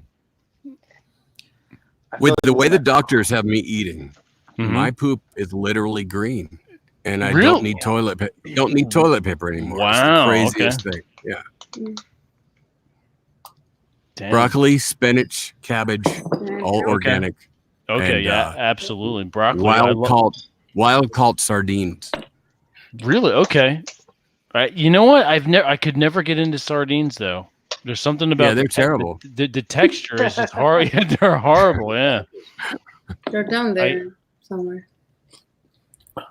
So there's zinc citrate. You mentioned zinc citrate a minute ago. Yeah, that stuff. Yes. Every man must take that. The best one is from Pure Encapsulations, cheap on Amazon. But that it will normalize your estrogen. Every man's estrogen, especially in the U.S., Canada, and Mexico, is out of control. Yes, because of the water mainly. Now, I'll tell you, you think you're 18 again with the morning wood. You take zinc. Oh yeah. It wakes up your manhood. It really does. It's very important, I think, for sure. Absolutely. D, your girlfriend is nodding and smiling. I take it. No, she's smiling. Yeah. There you go. I don't take zinc, but we're talking about manhood. So she started smiling and laughing. Yeah. No. Yeah. There you go. Yes. Shit, well, you know. You know what I've noticed? Okay, you know what I will say? I will be honest about if you're not eating right or even doing any type of fitness, your dick won't work as good as it should. Oh, absolutely. You are correct. I've experienced that. Yeah. That's not good. You don't want that to happen. For anybody. You do not want that to happen. You've got work to do, sir, and you need to eat well. Oh yeah. I don't know about anyone else, but I'm notorious for having a lot of things going on and just going. You know what? Maybe I'll just eat this because it's easier. And No, I totally get it. Yeah. Anyway. Yeah. Stop, Greg. Stop eating Lucky Charms. Every once in a while is okay, because every once in a while I'll eat the Cocoa Pebbles. The Cocoa? I love Cocoa Pebbles. Yeah, Is that with that stoned bear? Is that the one? No, that's Fred Flintstone. Fred Flintstone. The Flintstones. Cocoa Pebbles and Fruity Pebbles. I was never a big fan of Fruity Pebbles, and I don't, as a rule, I don't eat cereal. But every once in a while, maybe once every 2 or 3 months, I'll buy a box of Cocoa Pebbles and just, all right, I'm going to go have this. But I eat well. Good man. as a rule, and I work out 3 to 4 times a week. So damn.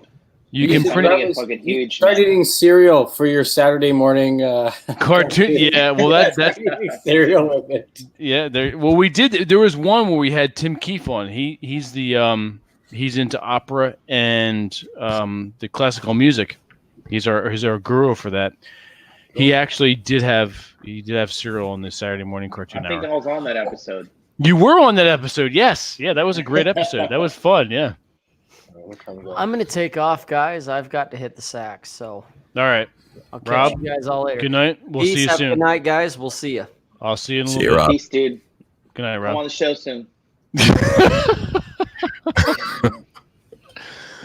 We'll wrap it up in a little bit because we're working on 3 hours. We'll go for another 10 minutes or so. No worries. Yep. I'm gonna wolf this thing down. That's right. Dude, I'm gonna get huge, man. I made the decision after meeting all these guys at my meetup. You're gonna bulk up? I don't know. I have the dilemma of remember when Trunks was fighting Cell and he got too big, so he became slow. Yeah. That's my dilemma. I don't want to get too big and put all the extra stress in my heart. Yeah, I like lean, muscular, and quick. I want to be like Spider-Man more so. Absolutely, yeah. But yeah, it's good. I mean, all these dudes are fucking. You remember that guy Corey from Dude Party? Yeah, he's cool. Yeah. That guy is fucking. How tall is he? How tall? He looks like he's pretty big. How tall is he? He's like 5'11". Okay, he's almost 6 feet. Yeah. Just shy of 6 foot. But this was he a monster? Fucking terrifying guy, bro. Wow. Fucking huge guy. Huge guy. His stomach, his abs are so muscular that they stick out. It looks like he has his abs have abs. But when you look at it, it's just like the guy is just dude's terrifying. Terrifying individual. That's a good thing though. But very, very profound speaker. Good guy too. Smart guy. The little bit I've interacted with him, I like. Yeah, he's cool. Totally apologize about that. I don't know what the hell was going on with my internet last time I was on. Oh, who cares? It's fine. It just got totally dumped me right out. I mean, have you seen the promos I'm cutting these days? It's all Sam Bada, did you see my workout promo? I have not seen it yet. I can't wait. Show it again. Show it again. Sam. All right. You got it. I'll share it out. You have to see this. Awesome. This is fantastic. Sam, you're gonna love this. This is good stuff. All right, here we go. All right. Let me just go here. There you go. Okay, here we go. December 2nd, Sam. Get ready. It's free. Did you share the audio too? Yeah.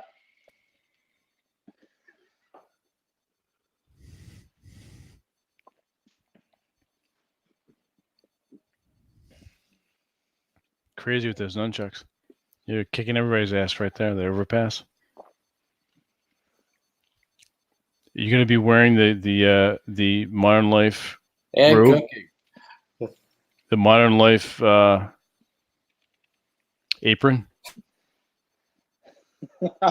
Until you got to do, it's like your robe. You got the Modern Life apron going. Oh my god. That scared Sam away. Love it. There you go. There he is. Oh, there he is. Sam, Hey, did guys. that shut down your computer from all the awesomeness? I'm out of No, here. man, I love it. I love it. It's that old Japanese style. Yeah. Thank you. I got to get in. Yes. Now, how do you sign up for that? You just go to modernlifedating.com/body language and click on that link. Mm-hmm. Or go to my Instagram at Hmm. Modern Life Dating and then click on the link in the bio. And just put your Okay. email in there and you get a free notification on December 2nd. I think you hit. I don't know if I hit leave studio or something. Okay. How many times did you hit yourself in the nuts, John? Yeah.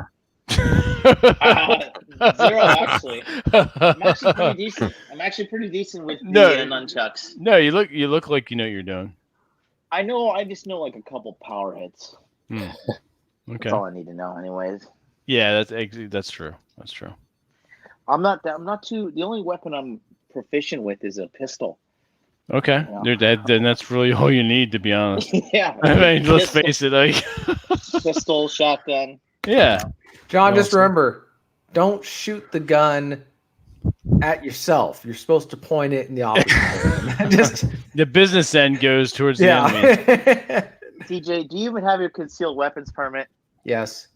Do you? Do I have a concealed weapons permit? That's really a silly question. Yeah, what a silly question. I got mine too. Dude, look at this! Look at this photo. I look like a guy that hijacked a plane. You do actually. You actually did.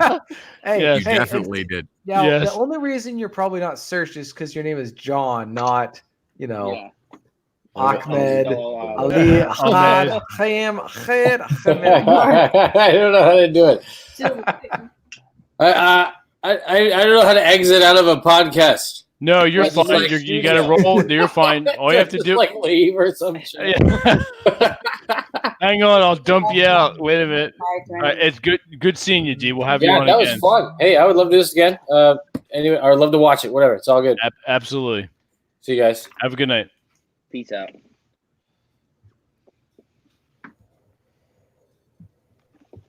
There we go. What a great cast tonight, guys. Thanks for joining. Yeah. Yeah. Oh, we have a good episode, see? We can do, do whatever yeah. we want. Exactly. Good, right? Vince, I gotta have all you guys on the show individually. Oh, absolutely. Yeah, whenever you're ready, let me know. Starting with Leaf Master here. Yeah, man. I mean, seriously, let me know. Let's lead with the star attraction. There you go. Well, I've been working out for half my life, and so anybody who wants to talk about, how to get fit in the gym or whatever, that's something I genuinely know a lot about. Good. Yeah, no, that's why I'm putting out one thing that blew my mind, honestly, because I'm American, and obviously I don't live there anymore, but I still love my country, and it's just especially I think we're all in our 30s, right? All 30. Yeah, I'm 32. I'll be 50 in February. Jesus, you look great, Vince. Thank you. I was gonna say that when I first found out Vince was 50, I was like, dang, I hope I looked like that when I was 50. You're killing it, Vince. You're the man. Thank you.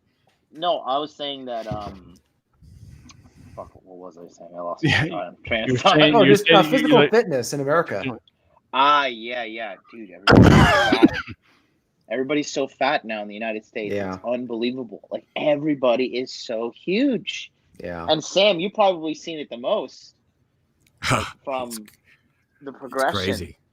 Yeah, especially It's when I go back unbelievable. to visit mom in Alabama. It's crazy. Crazy. Dude, it's unbelievable.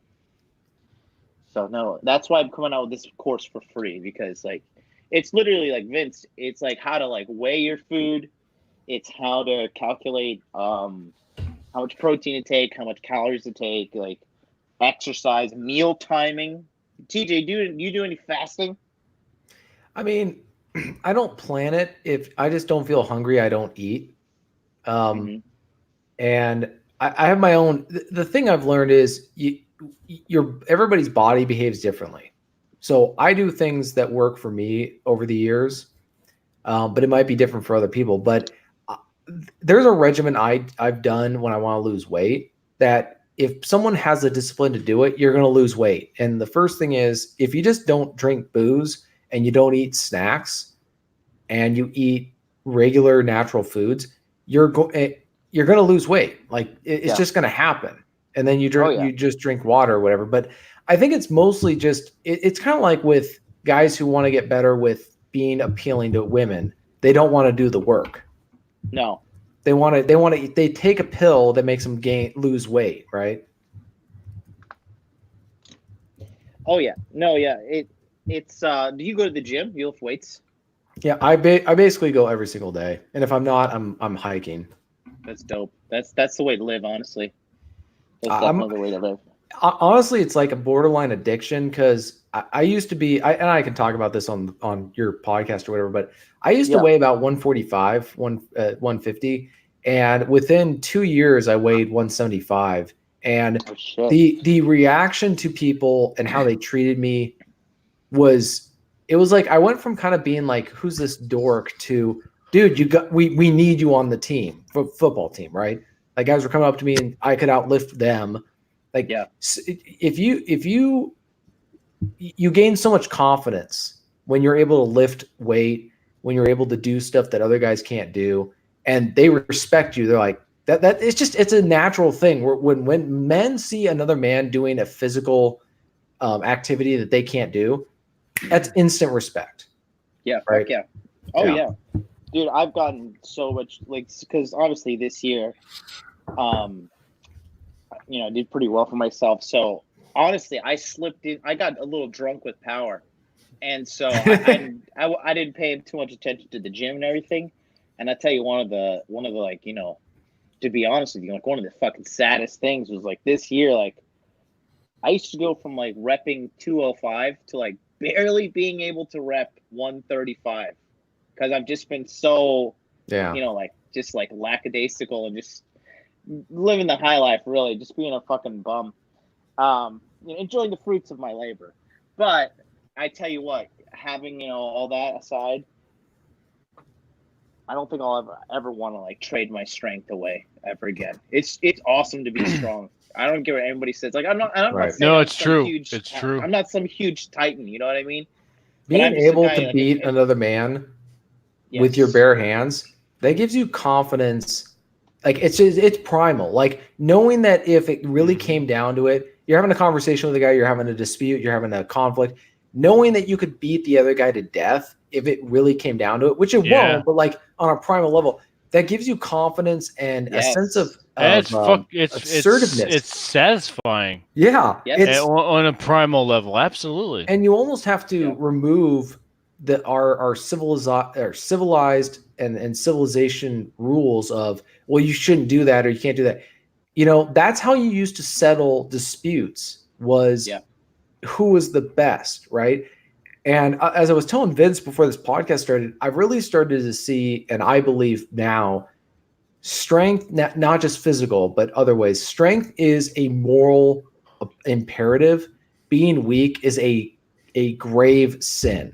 It's as bad as lust or greed or gluttony or whatever. It's a disgrace. It's a disgrace. Like weakness, and our society doesn't teach that, but we sense it. When we see a weak man, we're repulsed. I was just say it's repulsive. It is. Exactly. It really is repulsive. Yeah. And the first thing you want to do is beat his ass. Like, right. And an example of a strong man who wasn't physically strong at the beginning was Steve Rogers in the first Captain America. Well, he was a guy who would just take a beating and then get right back up and like, I can do this all day. Like he was, his mental resiliency was strong. Yeah, he had a strong mind, and a kid who can endure a beating and just walk up and be like, yeah, whatever, and move on. He's going to get respect from every guy. Like winning a fight is not what's important. It's did you give it everything you got? And speaking of kicking ass, John, what do you think to a masculine geek, hot dude convention collaboration in the spring summer of 2020 in Vegas? Yeah, let's do it. We should totally do it. All right, we're going to talk. Well, let's do. I just say all I know is that we need to be meeting up in real life, all of us. Oh, absolutely. Yeah. And you too, Sam. You got to come out to this. Absolutely. Yes. I'm not far away anyway. Okay, perfect. And what you were just saying, TJ, Alice Bailey wrote all of this stuff between the 1920s and when she died in December 1949. She wrote all of this stuff. She was from the Church of Satan. And wow. So she took over the Lucifer Trust publishing company, and it became the Lucius Publishing Company or something like that. It's the publishing company for the United Nations, actually. But Alice Bailey is the one that wrote. Shock.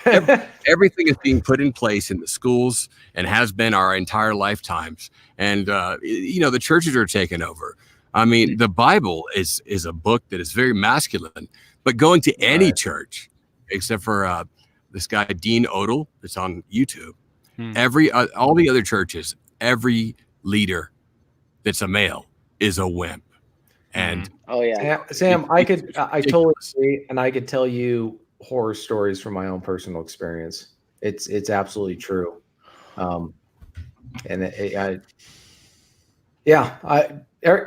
people listening, everything Sam just said is absolutely true, and I could tell you from personal experience. Yeah, we should have a conversation on YouTube about that, because it's a big deal. Right now, there's a huge revival because now we understand that NASA, they were all rocket scientists that were Nazi officers. That's how we got the word NASA. Really? And if you look at the NASA logo there, it's a snake. You just don't see the snake. You see the forked tongue of the snake through the NASA logo. Hail Hydra, right? My grandparents would turn over in their graves. I had them until 2016. But they retired from NASA when I was 2 in 1972. And so I've always been a huge fan of the space program, but all of it is just CGI. And the money going to NASA is money that is just here to deceive people.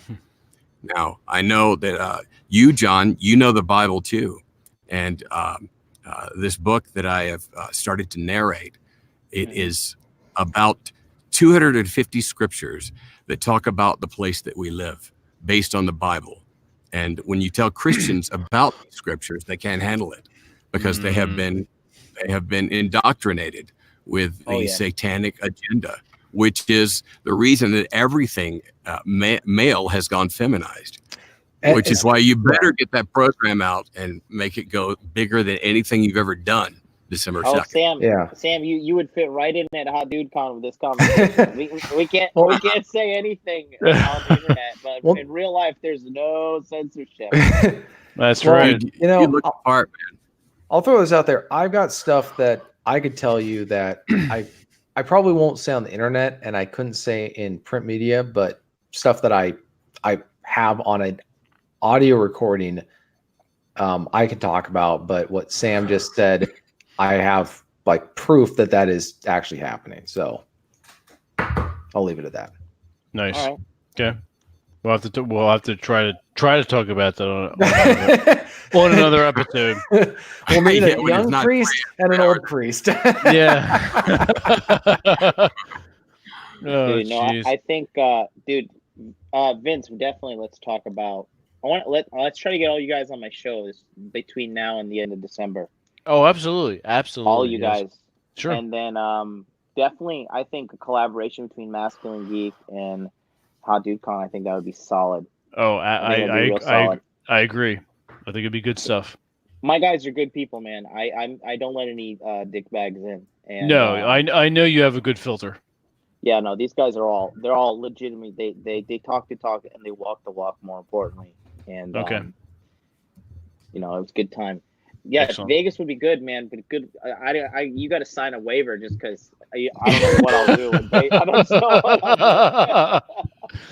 Oh boy, you got the non-disclosure agreements. Yeah, it's gonna be wild. There you go. Cool. All right, let's wrap it up, gentlemen. It is okay. Over here on the East Coast. It is now Thursday morning, 12 minutes into Thursday morning. So, Sam, where can everyone find you? Twitter at Sambotta, SAMBOTTA. And I'm starting to do some work on my website finally again, livefearless.com. Okay, cool.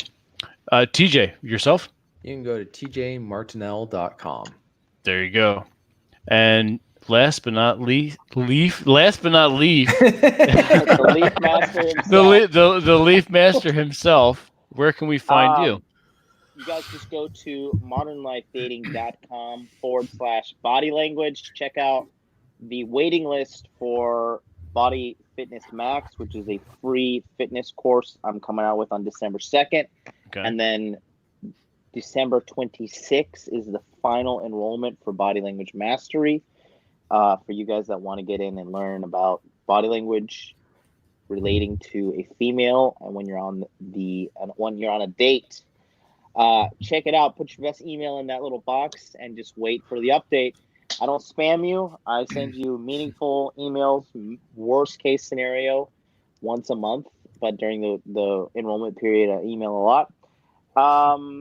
That'll be it. Check me out on Interview with the Man, Thursday morning, 9 a.m. Eastern Standard Time. We'll be talking about we're going to talk about psychological stats in the United States regarding boys, and a scientist by the name of Philip Zimbardo, the world-renowned scientist for the Stanford prison experiment. He did a little bit of okay, yeah. Great guy. Gets a lot of slack, but that guy is the reason I got into psychology, and that guy is a very intelligent man.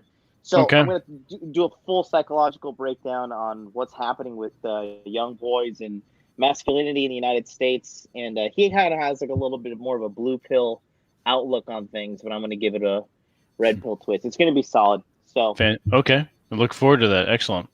Yes.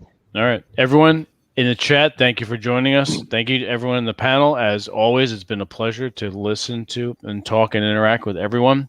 Until the next Saturday morning cartoon hour, which you can find on our Patreon, and until the next Masculine Geek, keep the fires burning, keep moving forward, and we'll see you soon. Good night, everyone. All right. Thank you.